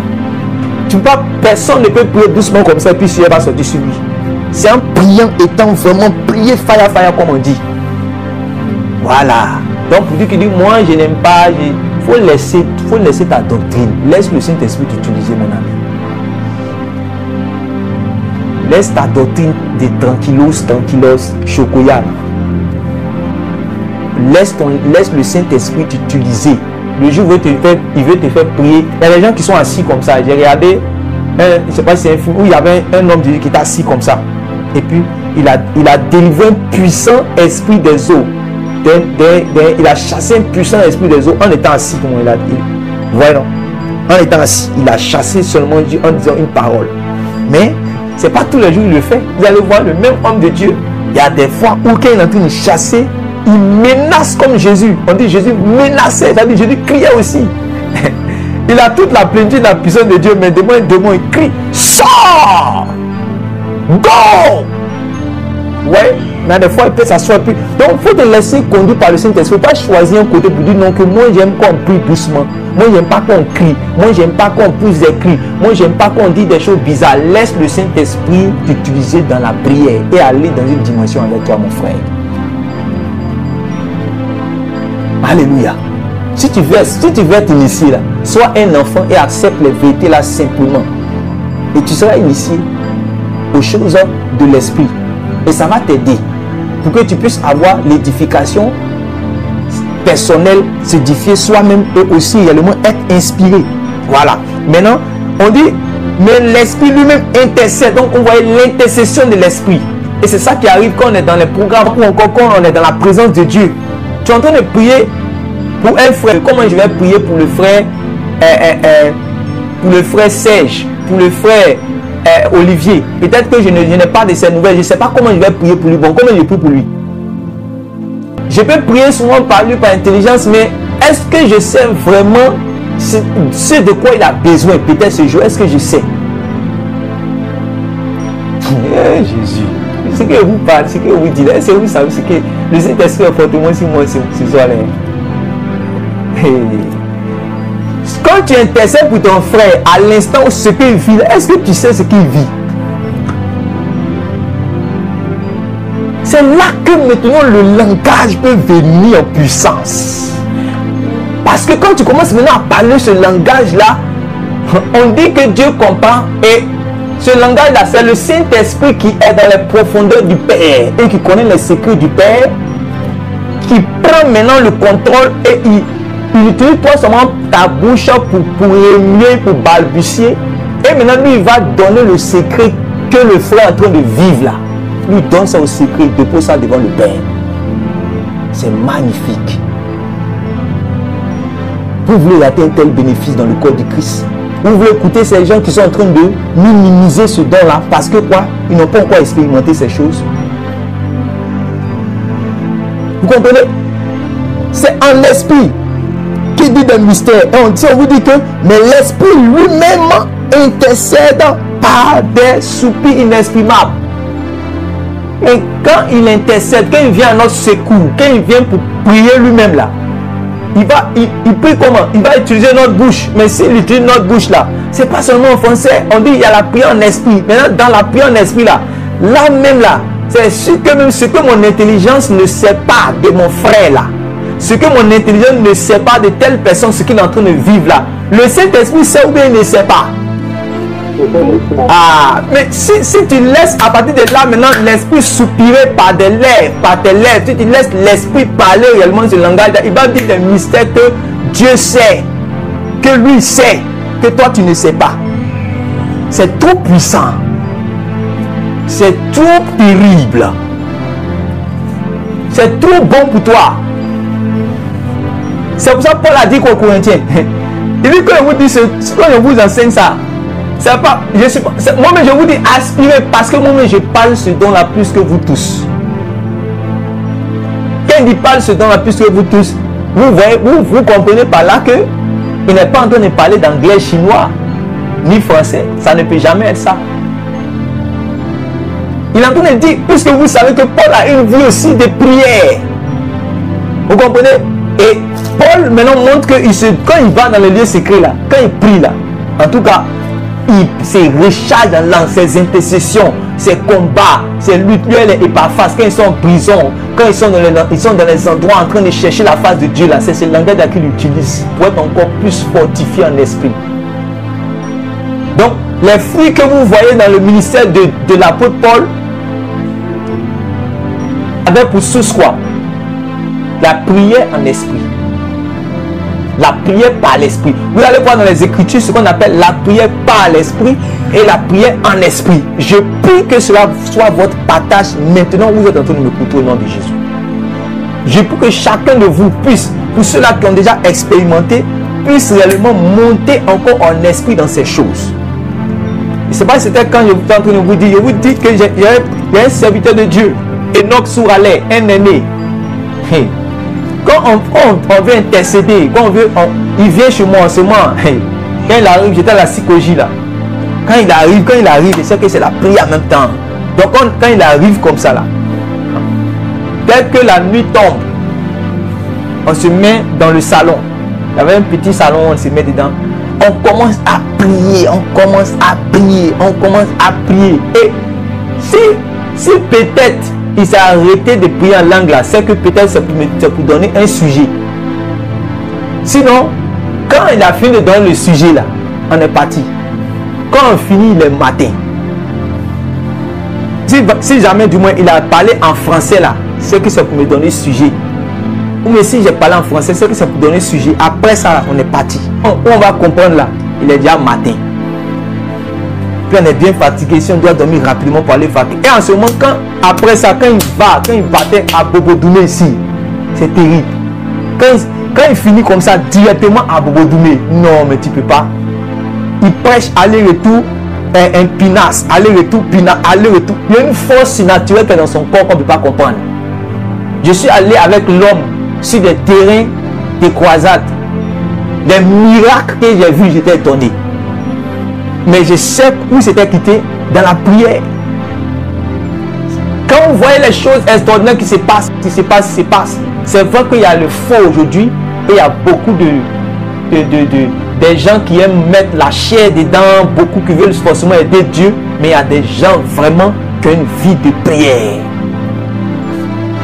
Et la plupart des gens qui ont une vie de prière, qui durent dans la prière, pas de ceux qui vont dormir dans la prière, pas de ceux qui prient là. Ça veut dire que 90%, 95%, 98% qui prient en langue. Qui peut faire des heures. Vous entendez tel homme de Dieu, vous pensez que c'est un mensonge, vous dites, oh, comment il peut faire 7 heures? Il peut faire 7 heures, il peut faire 9 heures, il peut faire 5 heures. Oui, c'est pas mensonge. Il fait 5 heures. Jésus a dit à ses disciples, vous n'avez pas fait 1 heure avec moi. En fait, l'étonné que ses disciples n'ont pas pu faire 1 heure avec lui. Vous comprenez? Or, vous savez que notre intelligence à un certain moment peut être limitée. Même quand celui qui parle beaucoup, à un certain moment, son intelligence commence à être limitée. Donc, il faut qu'il puisse avoir un secours. Ah oui, quand tu parles beaucoup, à un certain moment, si tu oublies, ça commence à se mélanger dans ton esprit. Et tu as besoin d'aide. Donc, nous tous, on dit que le Saint-Esprit, il est là pour nous aider au moment où nous serons faibles. Et que nous ne saurons pas ce que nous allons pouvoir demander à Dieu. Et c'est là que lui vient. Maintenant, quand lui vient, si on est dans un esprit d'intercession, parce que la prière a plusieurs niveaux. Il y a la supplication, il y a les intercessions, il y a plusieurs. Vous voyez? Il y a plusieurs niveaux de prière. L'esprit peut t'emmener réellement même à combattre. L'esprit peut t'emmener à... Oui, parce que quelqu'un peut être en train de prier, une personne en train de souffrir, peut-être d'un démon quelque part, et puis réellement il peut prier à distance pour chasser le démon. Là, il est dans un niveau de combat. L'esprit peut emmener quelqu'un, peut être en train de prier, en train d'intercéder pour que Dieu puisse venir secourir, comme ça s'est passé avec le cas de, comment il s'appelle, Pierre. L'église était en prière. Donc ici, on parle d'intercession. Il y a plusieurs niveaux. L'esprit s'appelle un niveau de supplication. Les gens sont dans le péché quelque part, ou bien quelqu'un souffre quelque part. Il a besoin d'être délivré par exemple, et tu peux intercéder pour supplier Dieu. L'esprit de supplication, comme c'est écrit dans Zacharie, un esprit de supplication. Donc l'esprit a plusieurs niveaux. Maintenant, toi souvent tu ne sais pas quelle est la situation de telle personne pour qui tu intercèdes. Et c'est là que le Saint-Esprit peut te venir en aide, et c'est par des soupirs inexprimables. Est-ce que tu comprends ça? Par des soupirs inexprimables. Donc n'oublie jamais que ces dons-là, ce n'est pas parce que l'apôtre Paul a dit dans 1 Corinthiens chapitre 14 que la prophétie est importante et est mieux, puisque la prophétie, quand on prophétise, on va venir prophétiser en langue intelligible. C'est pour ça que ça va édifier facilement les gens, ça va instruire facilement. Quand je vous enseigne, est-ce que je vous enseigne en langue? Si je vous enseigne en langue, voilà, celui qui vous n'allez pas comprendre, puisque si je ne peux pas vous enseigner en langue, je dois vous enseigner dans un langage que vous pouvez comprendre. Voilà, c'est pour ça que Paul a dit que il faut mieux prophétiser. Voilà, mais lui, quand il est dans le lieu secret, il cherche la face de Dieu. Voilà. Maintenant, après ces choses, je vais vous montrer encore une autre chose. Toujours dans 1 Corinthiens chapitre 14, vous allez voir que quand on arrive au verset 12, de même vous, puisque vous aspirez aux dons spirituels, que ce soit pour l'édification de l'Église que vous cherchez à en posséder abondamment. C'est pourquoi que celui qui parle en langue prie pour avoir le don d'interpréter. Voilà. Que celui qui parle en langue prie pour avoir le don d'interpréter. Pourquoi? Parce que là, il se trouve en assemblée. Est-ce que vous voyez? Là, il se trouve en assemblée. Et si il parle en langue, il s'édifie seulement lui seul. Or, les dons nous ont été donnés pour l'utilité commune selon 1 Corinthiens chapitre 12, verset 7. N'oubliez pas ce verset qu'on a lu. 1 Corinthiens chapitre 12, verset 7 dit: or, la manifestation de l'esprit a été donnée pour l'utilité commune. Ça veut dire qu'une fois que je viens dans l'assemblée, même si mon don des langues est extrême et poussé, je dois toujours prier pour que Dieu me donne le don aussi d'interprétation. De sorte à ce que quand je commence à dire des excellentes actions de grâce à Dieu, là, quand je commence à dire des excellentes actions de grâce à Dieu, je puisse au moins parler à mon frère pour lui être aussi utile. C'est pour cela que le don des dons d'interprétation aussi est bon. Maintenant, il y a des gens dans l'église à qui Dieu a donné cette grâce. De même qu'il a donné aux uns d'avoir le don du discernement des esprits, il y a d'autres à qui il a donné le don d'interprétation des langues.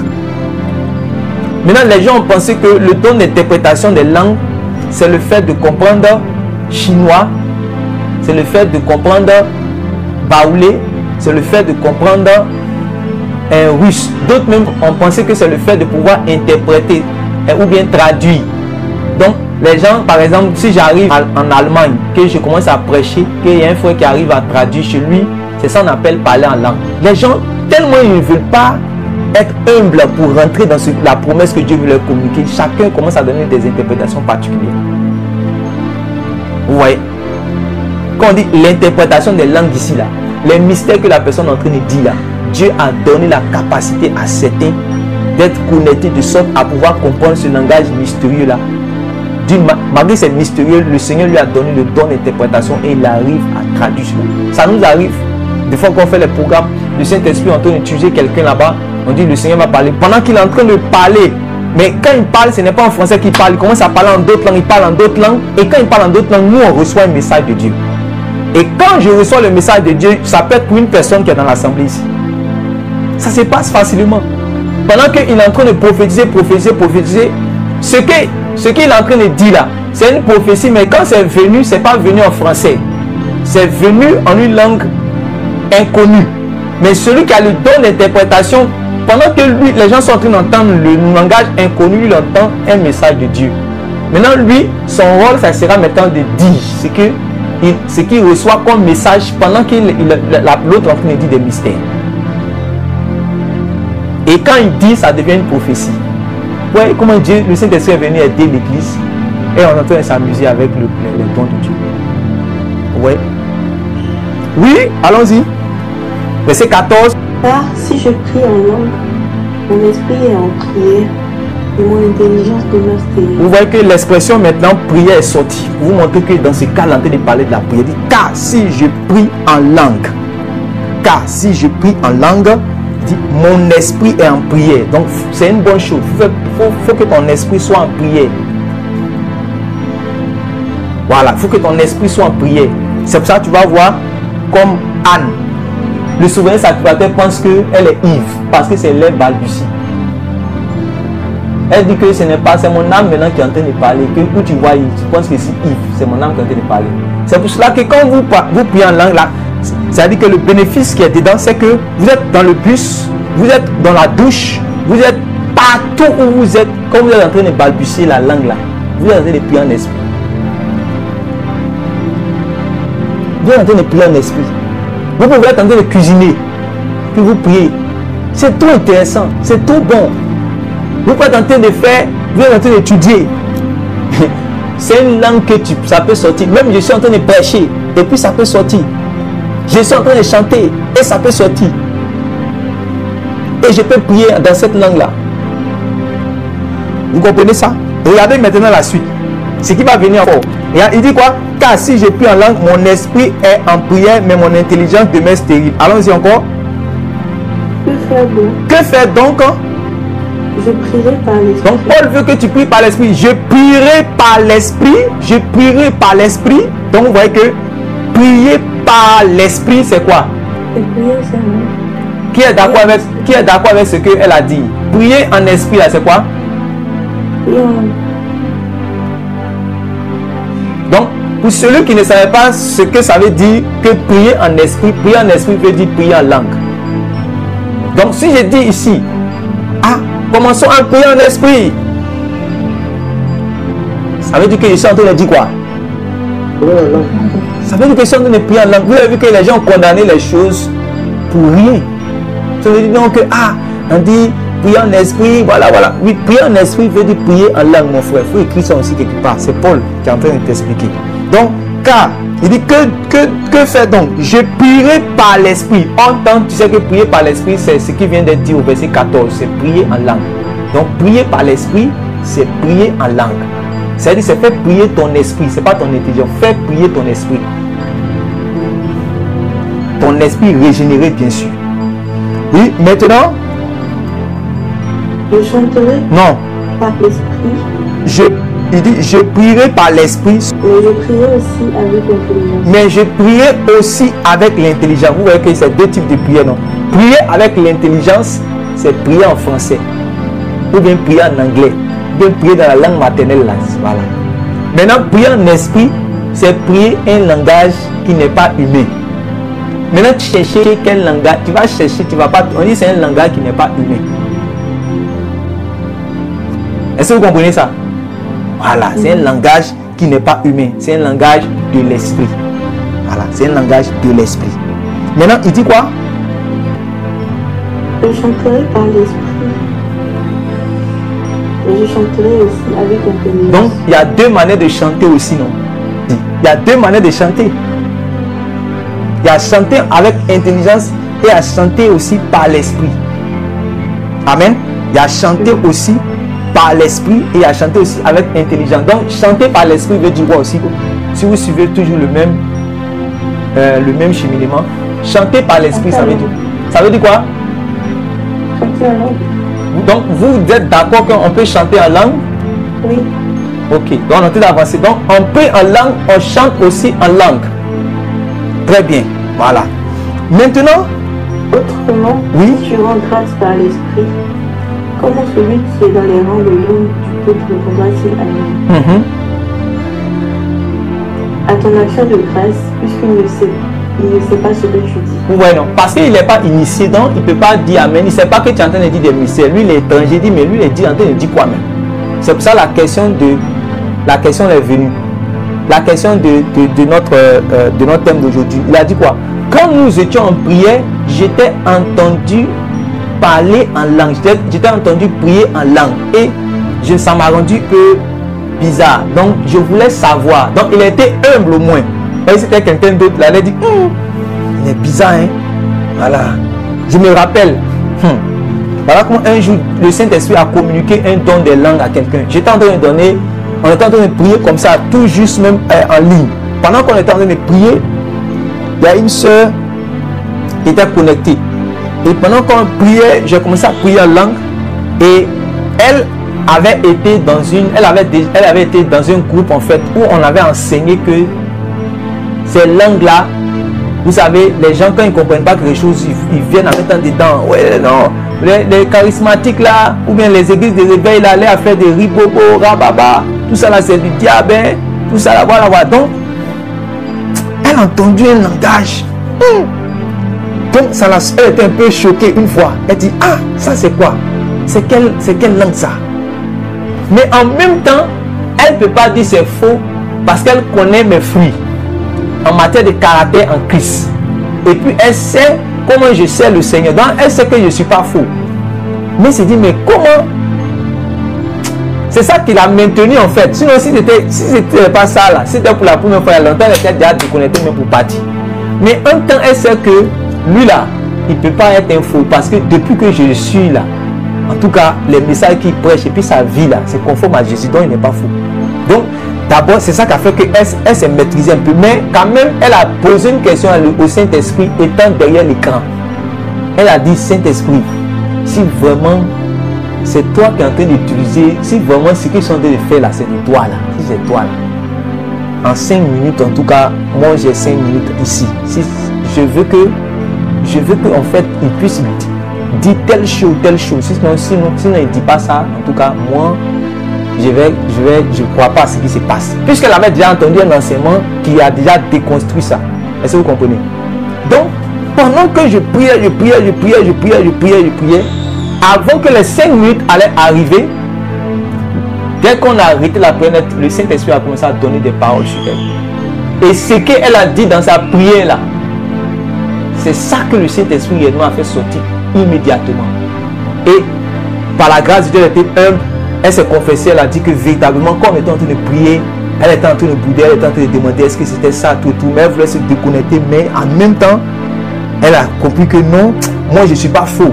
Et qu'on a l'assemblée là, ce sont des gens qui sont bien, qui croient en Dieu, qui essaient de se forcer de marcher d'une manière digne de l'évangile, que vraiment, attends, elle va continuer encore. Donc quand elle est restée, c'est là maintenant que le Saint-Esprit, quand elle a fait le sujet de prière, le Saint-Esprit a fait sortir immédiatement ce sujet de prière là. Qui était une chose qui était cachée dans sa vie. Et à partir de là, elle s'est confessée. Quand elle s'est confessée, il lui a dit que est-ce que tu veux expérimenter ça cette nuit? Cette nuit là même. Est-ce que tu veux expérimenter ça? Je parle à quelqu'un qui est ici qui n'a pas encore expérimenté, qui veut expérimenter.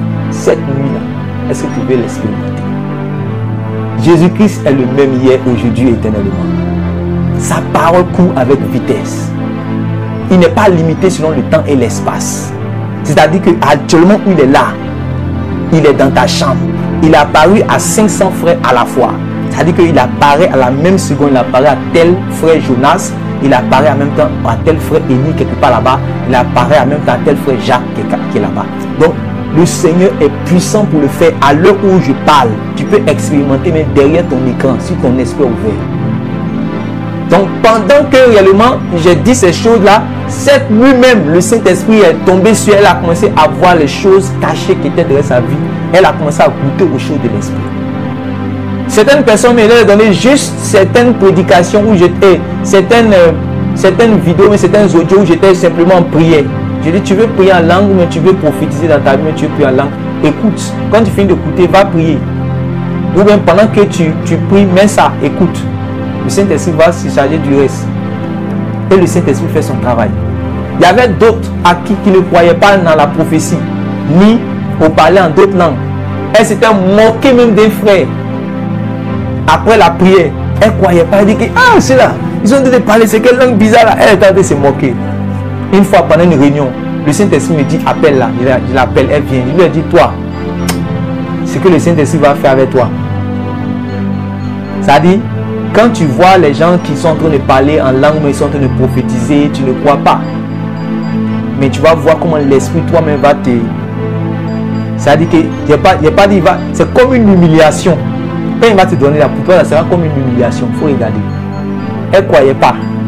Jusqu'à ce qu'un jour, peut-être certains frères qui sont connectés même savent de qui ils parlent. On était en une réunion d'assemblée. Elle était assise derrière. Elle a, quand le Saint-Esprit est venu chez elle, elle a parlé en langue, ça ne s'arrête pas pendant 2 jours. C'est-à-dire, et puis les langues sont venues chez elle, elle est là, elle parle.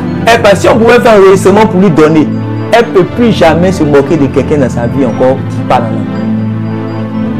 C'est-à-dire, moi, on me demande pardon. Moi-même, ce jour-là, réunion là, je suis allé derrière, je demande à l'esprit, je dis Saint-Esprit, saisis-la afin qu'elle puisse se calmer.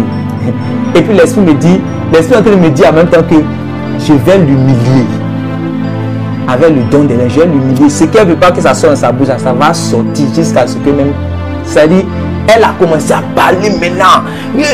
Rita, maman, qu'elle a commencé à dire tout ce qu'elle dit que c'est faux là, ça sort seulement, elle ne s'arrête pas. Moi-même, je prie pour demander à l'esprit, dit, cet esprit pardonne, cet esprit dit, mon fils, laisse. Elle va comprendre. Elle a parlé, elle a parlé, elle a parlé, elle a parlé, elle a parlé. Réunion, mais on est obligé de la prendre pour la mettre dehors. C'est moi qui comprenais ce que l'esprit est en train de faire. C'est après lui a dit, tu as vu ce que l'esprit a fait? Elle a confessé à tout le monde que elle s'était moquée de tel frère qui parlait en langue, que vraiment elle se disait comment l'esprit peut agiter quelqu'un, que l'esprit peut faire. Elle ne croyait pas au chaud de l'esprit. Pour toi, je ne veux pas que ça soit dans une dimension d'humiliation. Je veux que ce soit dans une dimension de foi. Il faut croire. Le Saint-Esprit réellement va faire cela avec toi. C'est une chose qui est pas. On dit ceux qui étaient comme des enfants, ils ont cru. Oh, le problème c'est quoi? Le problème avec ce que nous sommes en train de prêcher, c'est que quand quelqu'un a déjà entendu un enseignement qui est contraire à ce que nous sommes en train de dire ici, c'est difficile pour lui de manifester parce qu'il a déjà des idées préconçues, il a déjà des positions, il est déjà braqué. Donc, il y a deux choses. Soit il doit désapprendre pour être comme un enfant, soit il doit confesser que j'avais dit telle chose contre l'esprit, donc aujourd'hui je veux être neutre. Je vais enlever ça dans mon esprit, je vais être neutre maintenant pour que l'esprit maintenant vienne. Voilà. Et je suis sûr que pour ceux qui parlent aujourd'hui contre ces choses-là, avant qu'ils soient rentrés nouvellement dans la foi, ils n'étaient pas comme ça. C'est le jour qu'ils ont commencé à rentrer dans un certain, ils ont commencé à dire telle chose sur ça. Et puis bon, ils ont commencé à eux aussi se mettre avec les autres pour parler contre tous ceux qui font des choses qu'ils ne comprennent pas. Ce n'est pas parce que tu ne comprends pas quelque chose que ça veut dire c'est faux. C'est parce que simplement tu n'es pas initié à la chose. Est-ce que tu comprends ça? C'est parce que simplement tu n'es pas initié à la chose. Mais le Seigneur est en train de te faire comprendre que c'est ton partage. Est-ce qu'il y a un frère, il y a une soeur qui a une difficulté encore après ce que nous sommes en train de voir, qui veut comprendre quelque chose qu'il ne comprend pas clairement? Le Saint-Esprit va t'aider. Donc, le parler en langue, il ne faut pas que quelqu'un pense que ça est joli, ça sera joli. Que, en fait, tu dois briser tout ce qui est honte d'abord. Parce que tu dis que quand je vais dire Rakolo Kolo Santo Kobolo Randela Basrai Ketlo Kadiba, ils vont dire mais c'est quoi ça là? Justement, ils ne peuvent pas comprendre, c'est des mystères.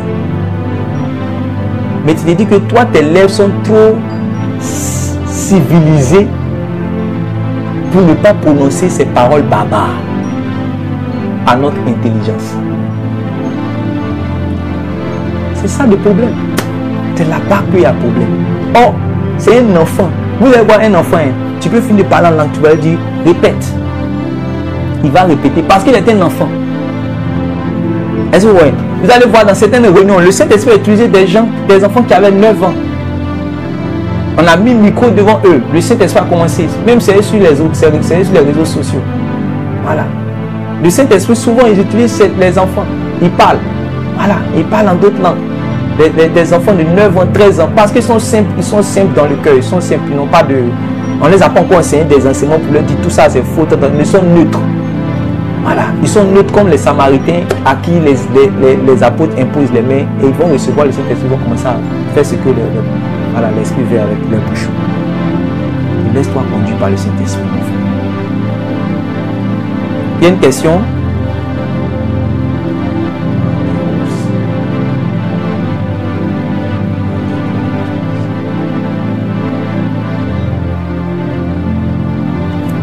Tout le monde, ça va? Oui, quelqu'un veut parler? Oui. Comment je vais savoir quelqu'un a été passé de l'esprit? Oui. Et tout ça, je ne parle pas en langue. Oui. Bon, si quelqu'un parle en langue, ça veut dire que quoi? Moi, chez moi, selon moi, ça veut dire. Aujourd'hui, là, moi, je suis venu de la part de Jésus pour que toi, tu puisses aimer le parler en langue et tu puisses expérimenter ça. Il n'y a pas quelqu'un qui va dire quelque chose. Je veux, comme Paul, que tu puisses parler en d'autres langues. Je veux que tu puisses prophétiser. Ça ne veut pas dire que tu n'es pas de Dieu parce que tu ne prophétises pas ou encore tu ne parles pas en d'autres langues. Ça ne veut pas dire que tu n'es pas chrétien ou enfant de Dieu. Non. Parce que j'avais déjà répondu, je ne sais pas s'il y a un frère à qui j'avais répondu que le Saint-Esprit a un aspect intérieur. Il vient d'abord pour attester à ton esprit que tu es enfant de Dieu, pour t'accorder la paix du cœur, le repos avec Dieu. Ça, c'est l'aspect entorse. Amen. Mais quand il y a le Saint-Esprit qui vient sur toi pour te remplir de son vin nouveau, ça, c'est les aspects de tout ce qui est manifestation, prophétie, langue, tout et tout. Mais je veux dire que langue, tout ça, c'est ta part, c'est comme c'est ton héritage. C'est ton héritage. Donc, il faut prendre. Voilà, c'est ton héritage. Donc, il faut prendre, il faut aspirer ça. Il faut aspirer à ça. Ce soir, mais tu peux aller devant le Père. Il va te donner ça. Qu'est-ce qu'il a dit? Il a dit que les pères qui sont sur la terre là, ils sont méchants, mais donnent les choses à leurs enfants. À combien de fois de raison lui ne donnera pas le Saint-Esprit? Mais le Saint-Esprit, mais avec tout ce que le Saint-Esprit vient avec. Donc c'est ta part. Amen. Ça ne veut pas dire que tu n'es pas aussi enfant de Dieu si tu n'as pas encore manifesté. Mais l'enseignement a été donné ce soir pour que tu puisses entrer dans cette grâce. Surtout, ça c'est l'objectivité de notre moment.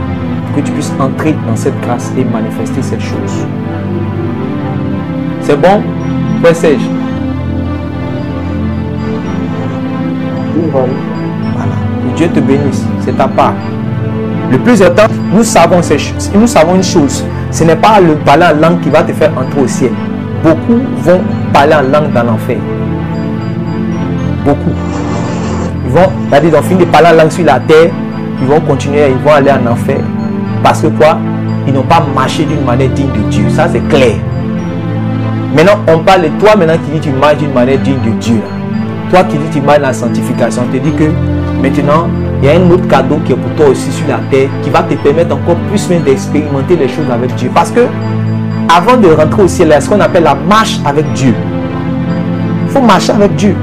Pour marcher avec Dieu, il faut marcher en esprit. Mais il y a beaucoup de choses dans la communication avec le Saint-Esprit. Paul dit que la grâce de l'amour de Dieu le Père, la grâce de notre Seigneur Jésus et la communication du Saint-Esprit soit avec vous.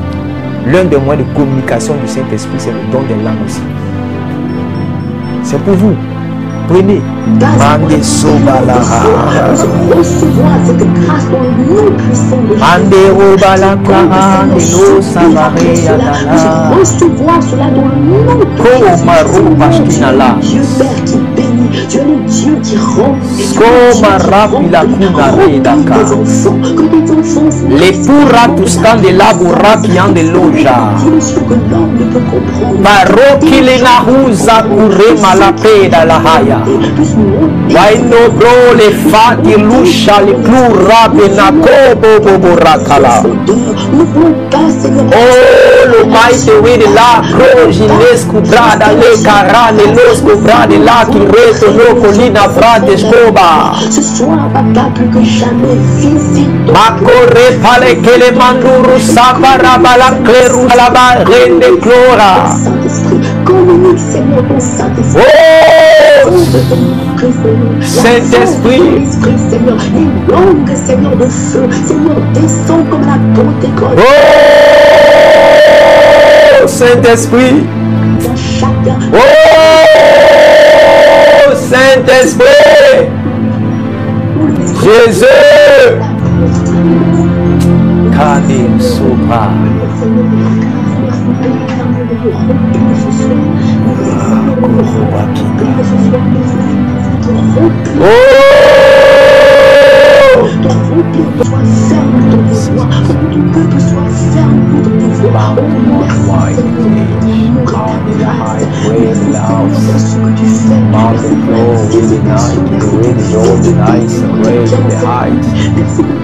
Find, restore, wall of light.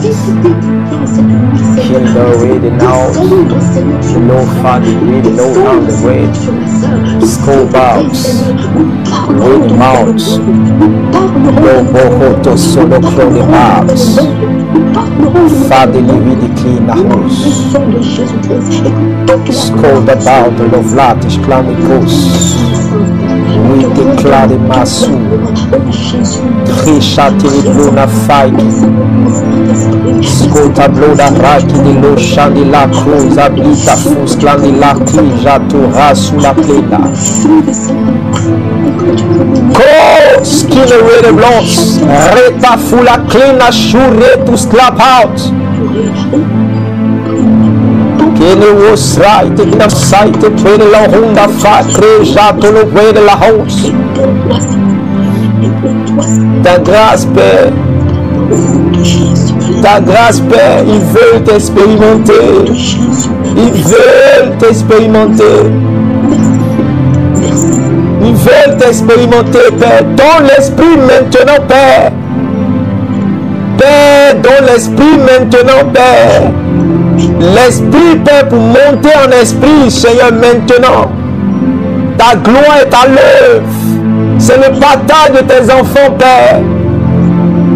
Tu parles de nouvelles langues pour parler à Dieu, ton Père, des mystères, afin qu'il y ait conversation et communication d'esprit à esprit. Les mystères sortent de toi.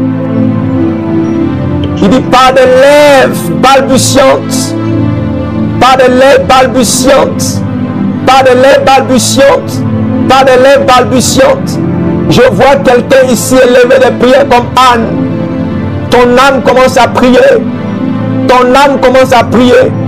Tu commences à prier par l'esprit. Tu commences à prier par l'esprit. Il y avait quelqu'un ici qui avait dit, Seigneur, donne-moi. Je vais chanter maintenant en langue. Je prie en langue, mais je vais aussi chanter en langue. Tu es ici. Lorsque tu commences à chanter, quand tu veux commencer à prier en langue, tu es bloqué parce que tu n'as pas encore expérimenté la chose. Voici ta bénédiction ce soir même. Tu es ici. Je parle par l'esprit. Et tu vas confirmer cela juste après l'amen final. Quand tu es ici, l'esprit me dit que tu as dit à Dieu, Seigneur, je vais chanter en langue. Lorsque je commence à chanter les cantiques, je vais chanter en langue. Mais quand tu vas chanter, que tu veux commencer à chanter en langue, tu es comme bloqué. Aujourd'hui, l'esprit te délivre. Aujourd'hui, l'esprit t'accorde sa grâce. L'esprit t'accorde sa grâce. L'esprit t'accorde sa grâce. L'esprit t'accorde sa grâce. Il y a une personne dans cette semaine, tu as expérimenté comme une délivrance pendant que tu étais en train de prier. Tu as expérimenté comme une délivrance pendant que tu étais en train de prier et méditer. Le Saint-Esprit a dit à ton esprit qui t'a délivré. Il a dit à ton esprit qui t'a délivré. Et ce même esprit va mettre ce soir même des mystères dans ta bouche pendant que tu pries. Pendant que tu pries, il met des mystères dans ta bouche pour confirmer sa délivrance, que son esprit, c'était son esprit qui était effectivement sur toi. Pour confirmer que c'était son esprit qui était effectivement sur toi. Il y a une personne qui a dit, Seigneur, j'étais dans un moment de prière, où tu étais seul à seul avec Dieu. Tu as fait la prière de Jacob. Tu as dit, Seigneur, c'est comme dans le lieu où vous étiez en train de prier, il y a eu ce sujet de prière, ou dans le sujet de prière, c'était comme un groupe, vous étiez dans un groupe de prière, et le sujet qui a été donné était semblable à l'expérience que Jacob a vécue, où il ne voulait pas laisser l'Éternel, l'ange de l'Éternel monter sans qu'il ne soit béni. Parce qu'effectivement, tu vis une situation où tu as dit, je vais plutôt me concentrer sur les choses spirituelles, je ne vais pas me concentrer sur les choses de ma vie. Mais c'est comme si tu étais convaincu à cet instant, ce jour-là précisément, lorsque je t'ai donné, que tu as le droit aussi de dire à Dieu, Seigneur, voici ma situation, je ne te laisse pas partir. Le Saint-Esprit me dit qu'il t'a entendu. Oh, mon Dieu est vivant. Vous croyez que Dieu ne parle pas? Il y a plusieurs personnes qui pensent que Dieu ne parle pas. Dieu parle. Et vous allez voir ces confirmations tout juste après Amen final. Vous montrez que Dieu connaît vos situations. Et Dieu sait ce que vous vivez. Et Dieu vous aime. Et Dieu veut vous libérer. Et Dieu veut vous bénir. Et Dieu veut vous faire grâce. Merci, Esprit de grâce. Merci, Esprit de grâce. Merci, Esprit de grâce. Que chacun de nous ouvre la bouche, commence à bénir, à rendre des actions de grâce à l'Éternel avant que nous allons terminer. Prie, demande quelque chose à Dieu ou encore rends grâce à Dieu pour tout ce qu'il a déjà fait, pour ta famille, pour ta vie spirituelle, pour ta percée spirituelle, pour ta croissance en Christ. Prie au nom de Jésus. Cloma sebla, fraîche le man de buscla de bliga, resupla de fadea. Rita lushken about Roso plina fight Kina rushe le blona Redupla de fight le cloda I was with the clothes Retabalu cloda Fapina rushka la clean with the blood Redupano want to bleed the corners You want to fly in the shy the bread holes Rito plan the clubas And the way the boat And the cadolosa And the really look about uno risk like the shida Retolo man de wida I le with the the loza In a kula kina brida I use a frack in a cluje I cool man de brother I was Kina reta in the wida Ke ratu stand the lida I lost men the cloba Rita bolo kluna fight ke loza Riche le clone with the loza Père, je prie que tu fasses monter leur énergie spirituelle dans la prière. Oh, il fait monter ton énergie spirituelle dans la prière. Tes temps de prière commencent à augmenter. Tes temps de prière commencent à augmenter. Tes temps de prière commencent à augmenter. Tes temps de prière commencent à augmenter. Tes temps de prière commencent à augmenter. Tes temps de prière commencent à augmenter. Tes temps de prière commencent à augmenter. L'amour de la prière commence à remplir ton cœur. L'amour de la prière commence à remplir ton cœur. Une personne avait un projet personnel, dans la fin réellement dans la fin de l'année, un projet sérieux personnel dans la fin de l'année, et il y avait des inquiétudes, mais le Seigneur te donne de l'assurance. Le Seigneur te donne de l'assurance. Le Seigneur t'a donné comme de l'assurance. Pas il t'a donné même. Il t'a donné de l'assurance pour te dire qu'il gère la chose. Rosa la plane fight. Lo sapra de la jaille de closa. Reto lo plona faiki. Chabra de l'ose qui la clida cheia. Scone bride de l'hova. Skina rusha la claia. Inti prodalia de cosa. In the might way de clona. Abrazi lusa kena. I santo brade lahaya. Et te clou gene clou with the plata. Sakune blova. Aituna risha le clunda. My brozo keda. Tailo soprenda. Lishitu skluda. I win prodli askuda. Kama shole kia de des. Kama shole kia de desa. Sopra delia te kuna shai de loza. Merci Saint-Esprit. Je t'aime Père. Merci Père. À toi la gloire. J'aime ta présence. Que ton nom soit béni. Je prie que tes enfants puissent baigner dans cette atmosphère spirituelle. Qu'ils puissent baigner dans cette atmosphère spirituelle. Que tout ce qui est esprit de lourdeur soit dégagé. Que l'atmosphère soit libérée. Et qu'ils puissent, Seigneur, te contempler, te chercher, te prier, t'adorer. Au nom puissant de Jésus. Merci Seigneur. À toi la gloire. À toi l'honneur. À toi la louange. Au nom puissant de Jésus-Christ. Amen. Amen. Amen. Amen.